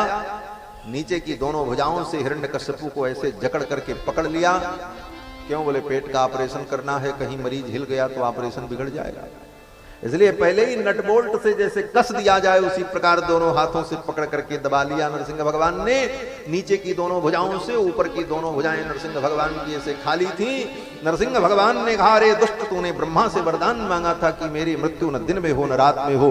देख, इस समय न दिन है न रात है। तूने वरदान मांगा था मेरी मृत्यु न मनुष्य से हो न पशु से हो। देख, न मैं मनुष्य हूं न पशु हूं। तूने वरदान मांगा था कि मेरी मृत्यु न अस्त्र से हो न शस्त्र से हो। देख, ये मेरे भयानक नख, ये न अस्त्र हैं न शस्त्र हैं। इस प्रकार कहते हुए उसकी समस्त प्रतिज्ञाओं का स्मरण दिलाते हुए भगवान नरसिम्हा ने अपने भयंकर नखों को उसके हृदय में घपाक से धसाया और कर्र से कई बार में पेट फाड़ दिया। नखांग पुरोत्पाटित हृत्सरोरुहम, अपने नख कमल से उसके हृदय कमल को भगवान ने विदीर्ण कर दिया। वक्षस्तस्य विदारयन् निज नखैहि, निज नखों से उसके वक्षस्थल को विदीर्ण कर दिया। पेट फाड़ के फर्र सर्रते आंत निकाली, पेट को फाड़ करके सर्र से सारी आंतों को बाहर निकाल दिया और उन आंतों को लेकर के ऐसे ऐसे उठा उठा करके देखने लगे नरसिंह भगवान। आंतें बड़ी लंबी होती महाराज, आदमी की आंत कै फीट की होती है हमको तो नहीं पता, अब वैसे रही होगी उसकी। वो साधारण आदमी तो था नहीं, बड़ा विशाल। कहते हैं हिरण्यकश्यपु के कान का कुंडल जो था ना, उस कान के कुंडल को हिरण्यकश्यपु का परपोता बाणासुर पहन नहीं पाता था। जितनी देर पूजा करे उतनी देर कान में पहने, फिर उतार करके रख दे। बाणासुर हिरण्यकश्यपु का परपोता, हिरण्यकश्यपु के पुत्र प्रहलाद, प्रहलाद के पुत्र विरोचन, विरोचन के पुत्र महाराज बलि और बलि के पुत्र बाणासुर। और बाणासुर के पास उसके पूर्वज हिरण्यकश्यपु के कान का कुंडल था। तो बाणासुर के पास जब रावण लड़ने गया, रावण ने बाणासुर से कहा तुमसे युद्ध करेंगे। रावण ने कहा तुम किस खेत, बाणासुर ने कहा तुम किस खेत की मूली हो, तुम मुझसे क्या युद्ध करोगे? युद्ध अपने समकक्ष के साथ होता। रावण ने कहा नहीं नहीं, हम तुमसे लड़ेंगे, हम लड़ने आए। तो बाणासुर ने कहा हम पूजा करने जा रहे हैं और हम भगवान शिव की आराधना कर लें तब तुमसे युद्ध करेंगे। बोले कितना देर लगेगा? बाणासुर ने कहा 1-2 घंटे लगेंगे, तुम मेरी थोड़ी सहायता कर सकते हो? रावण ने कहा क्या सहायता है? बाणासुर ने कहा वो कुंडल रखा हुआ है, उठा करके ले आओ, उसको मैं कानों में धारण करके पूजा करता हूं, पूजा कर लूं तब मैं तुमसे युद्ध करूंगा। रावण गया उस कुंडल को उठाने के लिए। हिरण्यकश्यपु जिस कुंडल को अपने कानों में पहनता था, रावण उठाने गया, 1 हाथ लगाया, 2 हाथ, 3 हाथ, 4 हाथ, 10, 20, 20 हाथ लगा करके भी उस कुंडल को उठा नहीं पाया और पसीना पसीना होकर के रावण चला गया। बाणासुर ने कहा युद्ध करने आए थे? बाणासुर उस कुंडल को उठा करके अपने कानों में पहनते थे और फिर पूजन करने के बाद कान में तब तक दर्द होने लग जाए तो उस कुंडल को उठा करके फिर यथावत रखते। जिस कुंडल को हिरण्यकश्यपु कान में पहन करके घूमता था उसको रावण उठा तक नहीं पाता था। अब कल्पना करना हिरण्यकश्यपु कैसा महान रहा। ये सब भगवान के ही परिकर है, साधारण नहीं है। हिरण्यकश्यपु कौन है? हिरण्यकश्यपु हिरण्याक्ष ये भगवान के पार्षद हैं। जय विजय विप्रसापते दोनों भाई, तामस असुर देह तिन भाई। और इनका ये ऐश्वर्य की पूरे ब्रह्मांड में एक छत्र राज्य था इनका। यह भी एक विशेषता है। क्या विशेषता है? बोले भगवान के बैकुंठ से जो निकाल दिया जाता है उसके अंदर इतना पावर होता है, और जो बैकुंठ में रहेगा उसका कितना पावर होगा सोच लेते। जो बैकुंठ से परित्यक्त है उसमें इतना पावर है, और जो बैकुंठ में रहेगा उसके पास कितना पावर होगा सोचो महाराज।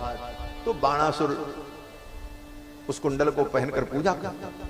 हिरण्यकश्यपु ऐसा पराक्रमी महाराज। हिरण्यकश्यपु की आंतों को लेकर के भगवान ऐसे ऐसे फैला फैला करके देखने लगे। देवता लोग आश्चर्यचकित हो रहे थे, इन आंतों में भगवान क्या ढूंढ रहे हैं? नरसिंह भगवान। इन आंतों में नरसिंह भगवान क्या देख रहे हैं भाई, क्या विशेषता है? तो विद्वानों ने कहा कि नरसिंह भगवान हिरण्यकश्यपु की आंतों को देख करके चिंतन कर रहे थे कि हिरण्यकश्यपु ने जब भोजन किया होगा तो वह भोजन इन्हीं आंतों में गया होगा, फिर इन्हीं आंतों के द्वारा वह भोजन पचाया गया होगा, और फिर पचने के बाद वो भोजन रस बना होगा। रस बनकर के वो शरीर में व्याप्त होकर के रक्त बना होगा, रक्त से मांस बना होगा, मांस से अस्थि बनी होगी, अस्थि से मज्जा का निर्माण हुआ होगा, और मज्जा के बाद उत्तम धातु वीर्य का निर्माण हुआ होगा, और उस उत्तम धातु वीर्य के परमाणु से मेरे भक्त प्रहलाद की उत्पत्ति भई होगी।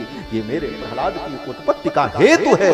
ऐसा सोचकर भगवान उन आंतों को ले लेकर के देख रहे थे, चिंतन कर। नरसिंह भगवान ने उन हाथों को लेकर के गले में माला के समान पहन लिया। यथांत्र माली दुपहत्यया हरि, श्री वेदव्यास जी कहते हैं भागवत में। उन आंतों को माला के समान नरसिंह भगवान ने अपने गले में धारण किया। नरसिंह भगवान का एक नाम पड़ गया आंत्रमाली, जिसने हिरण्यकश्यपु की आंतों की माला धारण की। लेकिन उदाहरण वीरता का दिया है वेदव्यास जी ने। द्विपहत्यया हरि, जैसे कोई सिंह किसी बड़े गजराज का शिकार करे, किसी हाथी को मार डाले, तो हाथी को मारने के बाद खाना कहां से शुरू करेगा? बोले पहले पेट फाड़ेगा, और पेट फाड़ करके जब हाथी के पेट को सिंह खाने लग जाए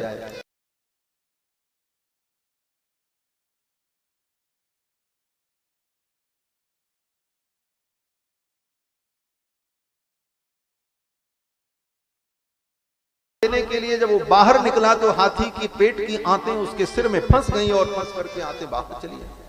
पूरा मुखमंडल रक्त से रंजित हो गया।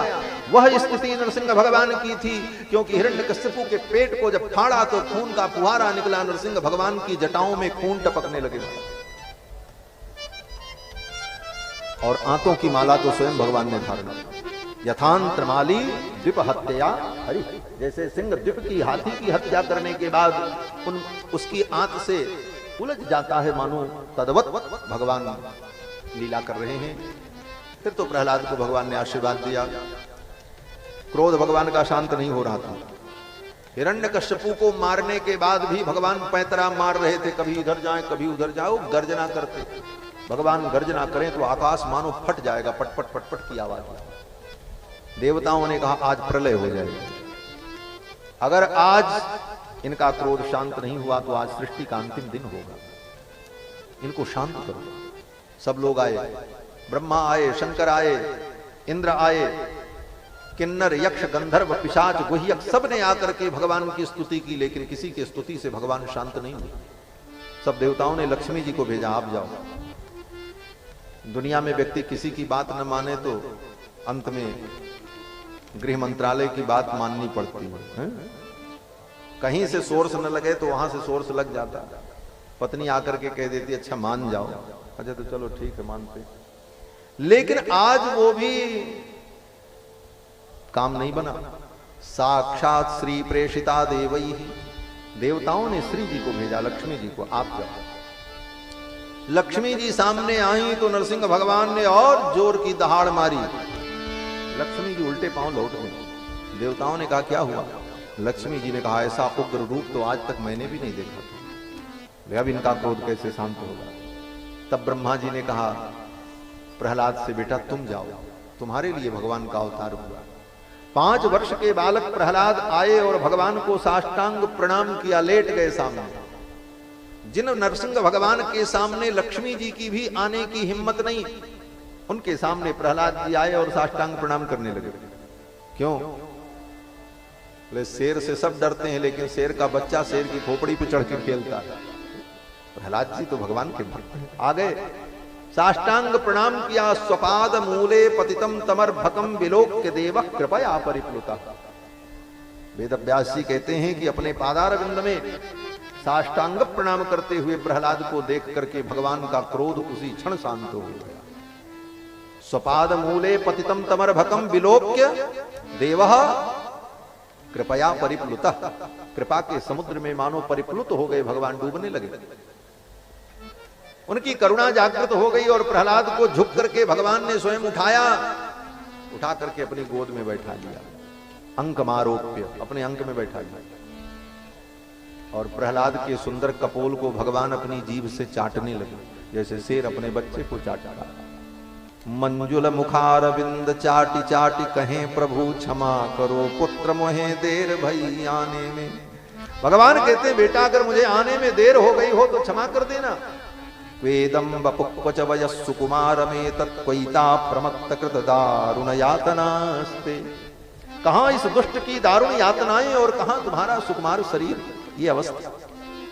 श्रुत्वा तदार्थ वचनम झटति प्रयातः।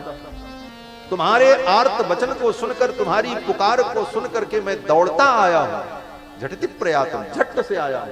ये झट शब्द संस्कृत का शब्द है, बोले झट से आ जाएंगे, झटति प्रयातम। लेकिन अगर आने में विलंब हुआ हो तो हे बेटा मुझे क्षमा कर देना। प्रहलाद जी कहते हैं भगवान क्षमा तो मुझे मांगनी चाहिए, मेरे कारण आपको कष्ट करना पड़ा। भक्त भगवान का बड़ा सुंदर संवाद हुआ है। अंत में भगवान ने कहा प्रहलाद मुझसे वरदान मांगो, मैं प्रसन्न हूं, क्या चाहिए बोलो। प्रहलाद जी ने कहा महाराज मैं क्या मांगू आपसे? भगवान ने कहा कुछ भी मांग लो, आज तुम जो मांगोगे वो मैं दूंगा। ब्रह्मत्वम वा शिवत्वम वा विष्णुत्वम वापि दीयते। अगर कहो तो मैं आज तुमको इसी समय ब्रह्मा बनाऊं, उन ब्रह्मा को तुरंत खत्म कर देंगे। हाँ, तुरंत उनको जो है बर्खास्त करके तुमको हम ब्रह्मा बना देंगे। कहो तो आज भगवान शंकर को मैं बर्खास्त करके प्रलयंकर के पद पर तुमको मैं बैठा दूं। ब्रह्मत्वम वा शिवत्वम वा। और अगर इतने से भी तुमको संतोष नहीं तो मैं अपना पद तुमको दे दूं, तुमको विष्णु बना दूं, तुम ही विष्णु बन के बैठ जाओ। चलो, ब्रह्मत्वम वा शिवत्वम वा विष्णुत्वम वापि दीयते। मैं तुम्हारे लिए सब कुछ कर लूं। भगवान से प्रहलाद जी ने कहा भगवान मुझे कुछ नहीं किया। भगवान ने कहा कुछ तो मांग लो। प्रहलाद जी ने कहा, हे प्रभु, जो भक्त आपसे कुछ मांगता है वो आपका भक्त नहीं होता। इस बात को समझना। प्रहलाद जी कहते हैं, हे प्रभु, जो भक्त आपसे कुछ मांगता है वो आपका भक्त नहीं होता। तो भगवान ने कहा, क्या होता है? प्रहलाद जी ने कहा, बनिया होता है। कोई बनिया बैठे हो तो बुरा मत मानना, हम कथा सुना रहे हैं, जो लिखा है उतना ही कहना है। प्रहलाद जी कहते हैं, यस्त आशिष आशास्ते न सभृत्यः सवै बणिक। जो आपसे भक्ति करके आपसे कुछ चाहता है वो आपका भक्त नहीं है, वो बनिया है। क्यों? बोले बनिया का मतलब क्या? बनिया का मतलब व्यापारी। वो आपकी भक्ति नहीं कर रहा, आपसे व्यापार कर रहा है। आपकी भक्ति करके उसके बदले में आपसे कुछ ले रहा है। और व्यापार में भी यही होता, माल दो पैसा लो, पैसा दो माल लो। तो आपकी भक्ति करके उसके बदले में अगर वो कुछ चाह रहा है तो आपका भक्त नहीं है, वो व्यापारी है। बनिया माने व्यापारी। तो भगवान से व्यापार नहीं करना चाहिए। संसार में तो व्यापार करो, लेकिन भगवान से व्यापार मत करो। बोले तब क्या करो? बोले भगवान से तो प्यार करो। भगवान से व्यापार मत करो, भगवान से प्यार करो। व्यापार में लेना देना होता है, और प्यार में, बोले प्यार में केवल देना ही देना होता है, समर्पण। प्यार का मतलब क्या है? प्रेम का मतलब क्या है? बोले अर्पण। प्रेम का मतलब समर्पण, प्रेम का मतलब तर्पण, उसको तृप्त करना, यह प्रेम है। प्रेम में व्यापार नहीं चलता। प्रहलाद जी कहते हैं, यस्त आशिष आशास्ते न सभृत्यः सवै बणिक। वो बनिया है।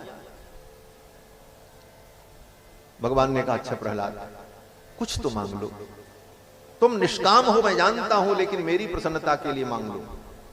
प्रहलाद जी ने कहा, आपकी प्रसन्नता के लिए? भगवान ने कहा, हाँ, ये दुनिया के भिखारियों को देते देते तो मैं थक गया। क्यों? बोले दाता एक राम। आगे आप ही बता दो क्या है? भिखारी सारी दुनिया भिखारी है, दिन भर राम जी के सामने भीख मांगती रहती। एक भिखारी मंदिर के दरवाजे पर बैठा भीख मांग रहा था। एक सेठ जी जा रहे थे, तो उसने कहा, बाबूजी 10 रुपए दे दो। सेठ ने कहा, भी दर्शन करके आते हैं तो देते हैं। 10 रुपया उनके लिए कोई महत्वपूर्ण बात नहीं थी, बहुत बड़े सेठ थे। भीतर गए भगवान के सामने और जाकर के कहने लगे, हे महाराज, 10 करोड़ का टेंडर है, पास हो जाता, हमारा काम बन जाता, तो हम आपके यहाँ इतने 1000 रुपए का लड्डू भोग लगाते। वो भिखारी सुन रहा था। लौट करके वो सेठ जी आए, जब 10 रुपया उसके कटोरे में डालने लगे तो भिखारी ने कहा, साहब ये ले जाओ। बोले क्यों? बोले आप तो मुझसे भी बड़े भिखारी हो।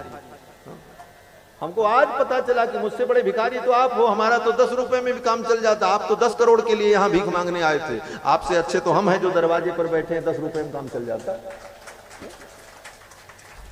तो भिखारी तो वो भी। प्रहलाद जी ने कहा, प्रभु मुझे कुछ नहीं चाहिए। भगवान ने कहा, इन संसार के भिखारियों को देते देते मैं थक गया, लेकिन तुम्हारे जैसे आप्त काम, पूर्ण काम, परम निष्काम भक्त को अगर मैं कुछ दूंगा तो मुझे प्रसन्नता हो। मेरी प्रसन्नता के लिए मांग लो। तब प्रहलाद जी ने कहा, अगर ऐसी बात है तो आपकी प्रसन्नता के लिए मैं कुछ मांगूंगा, अपने लिए नहीं, आपकी प्रसन्नता का। क्यों? बोले आपकी प्रसन्नता ही तो मेरा लक्ष्य है। राजी हैं हम उसी में जिसमें तेरी रजा। अगर आप इसी में राजी हैं तो हम मांग लेंगे। तो भगवान ने कहा, मांगो।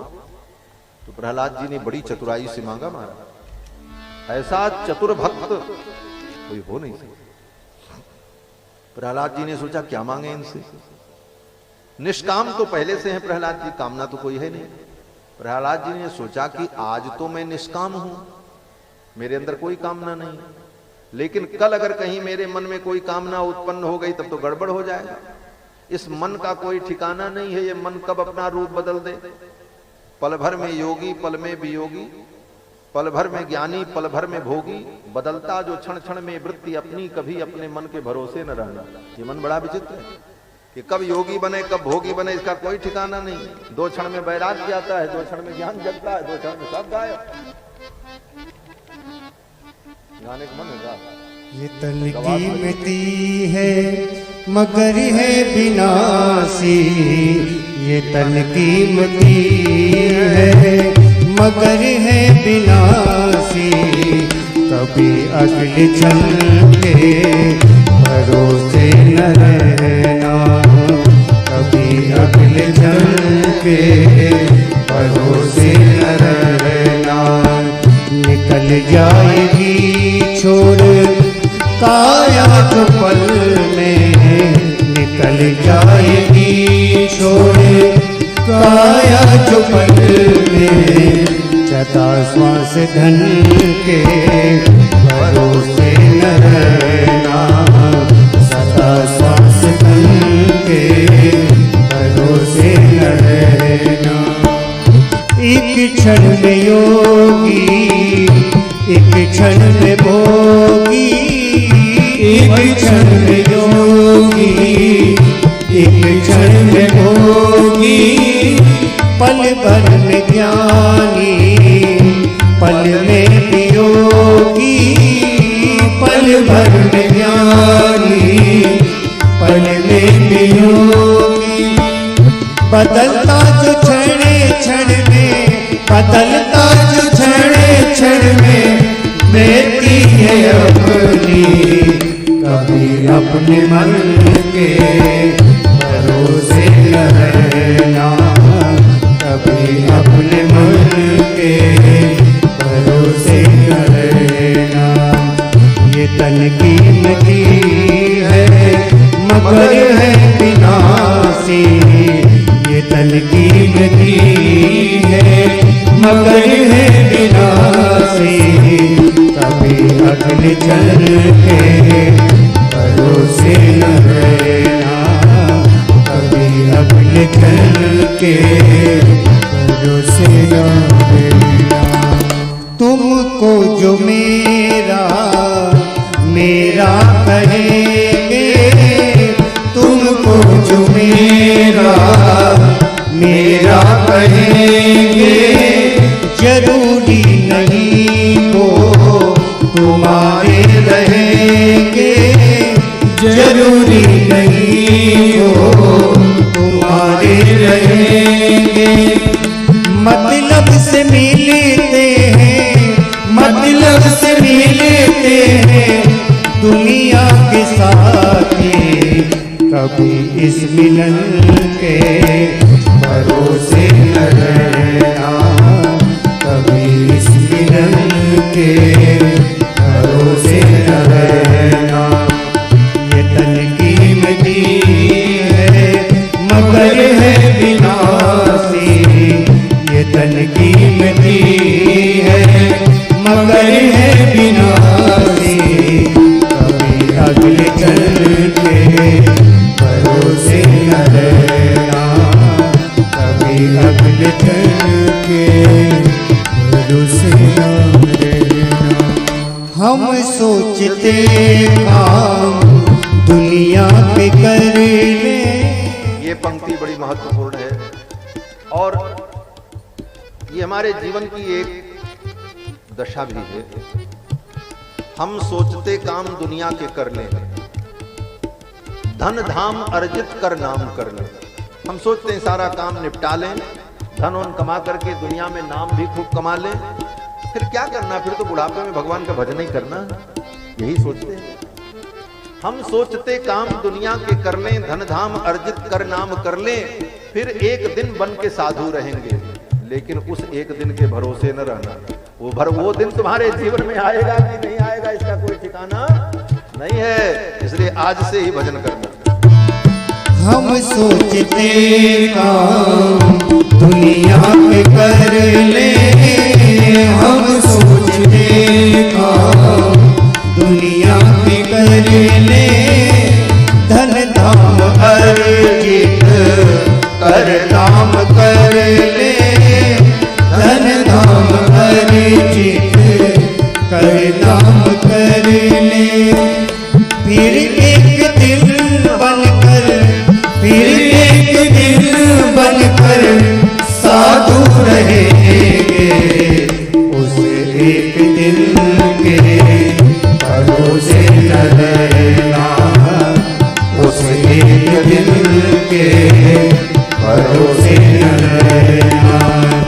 ये तन कीमती है मगर है विनाशी, ये तन कीमती है मगर है विनाशी। कभी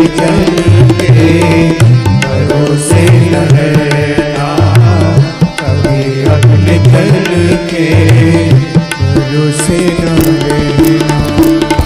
राजेश अरिजित गुरु ज्ञान कर लो, राजेश अरिजित गुरु ज्ञान कर लो, या प्रेम से कृष्ण गुणगान कर लो, या प्रेम से कृष्ण गुणगान कर लो, अथवा श्री राम नाम, अथवा श्री राम नाम रटो नित नियम से, किसी अन्य गुण के भरोसे न रहना, किसी अन्य गुण के भरोसे न रहना। ये तन कीमती है मगर है विनाशी, ये तन कीमती है मगर है विनाशी, कभी अपने बल के भरोसे न रहना, कभी अपने बल के भरोसे न रहना, कभी अपने बल के भरोसे न रहना, कभी अपने बल के भरोसे न रहना। ये मन बड़ा चंचल है, इसीलिए कहते हैं ना, मन बड़ा चंचल है कैसे तेरा भजन करो। चंचलम ही मन कृष्ण प्रमाथि बलवत् दृढ़, अर्जुन कहता है गीता। तो ये मन कब बदल जाए, कब बिदक जाए, कब तुम्हारी बात मानना छोड़ दे, इसका कोई ठिकाना नहीं। प्रहलाद जी ने सोचा आज मेरे मन में निष्कामता है, कल कहीं कामना आ गई तब तो गड़बड़ हो जाएगा। इसलिए भगवान कह रहे हैं वरदान मांगो, तो आज मैं ऐसा वरदान मांग लूं कि कभी मेरे मन में कोई कामना ही न हो। और प्रहलाद जी ने कहा कि हे प्रभु आप यही वरदान दे दीजिए कि कामानाम हृत संरोहम भवतस्तु वृणेवरम। मैं यही वरदान आपसे मांग रहा हूं कि सदा सदा के लिए मेरी कामनाओं का अंत हो जाए, कभी मेरे मन में कुछ मांगने की इच्छा ही न हो, यही वरदान दे दो। भगवान सोचे भी नहीं थे कि ऐसा वरदान मांगेगा प्रहलाद। भगवान ने सोचा कुछ मांगेगा, और नहीं कुछ मांगे तो यही कहेगा कि भाई हे प्रभु आप अपना चरणामृत दे दो, अपने गले की पुष्पमाला प्रसाद दे दो, तुलसी दे दो। लेकिन ये क्या मांग लिया? प्रहलाद जी कहते हैं कभी मेरे जीवन में कोई कामना उत्पन्न न हो, यही वरदान दे दीजिए। मांग भी लिया, कुछ भी नहीं मांगा। भगवान बड़े प्रसन्न हुए, प्रहलाद को उठा करके हृदय से लगा लिया। प्रहलाद जी ने कहा महाराज अभी तक तो आप कह रहे थे कुछ मांगो, लेकिन अब मैं एक चीज आपसे मांगना चाहता हूं। भगवान ने कहा क्या? मांगो। प्रहलाद ने कहा हे प्रभु आप मुझे पुत्र बना दो। भगवान भी चक्कर में पड़ गए, पुत्र बना दो? अरे तुम तो मेरे पुत्र ही हो, मेरे भक्त हो, पुत्र हो। प्रहलाद जी ने कहा वो तो मैं हूं, और मैं ही नहीं सारा संसार आपका पुत्र है, लेकिन मैं पुत्र बन जाऊं ये मैं चाहता हूं, इसका अर्थ आप समझो। भगवान ने कहा क्या?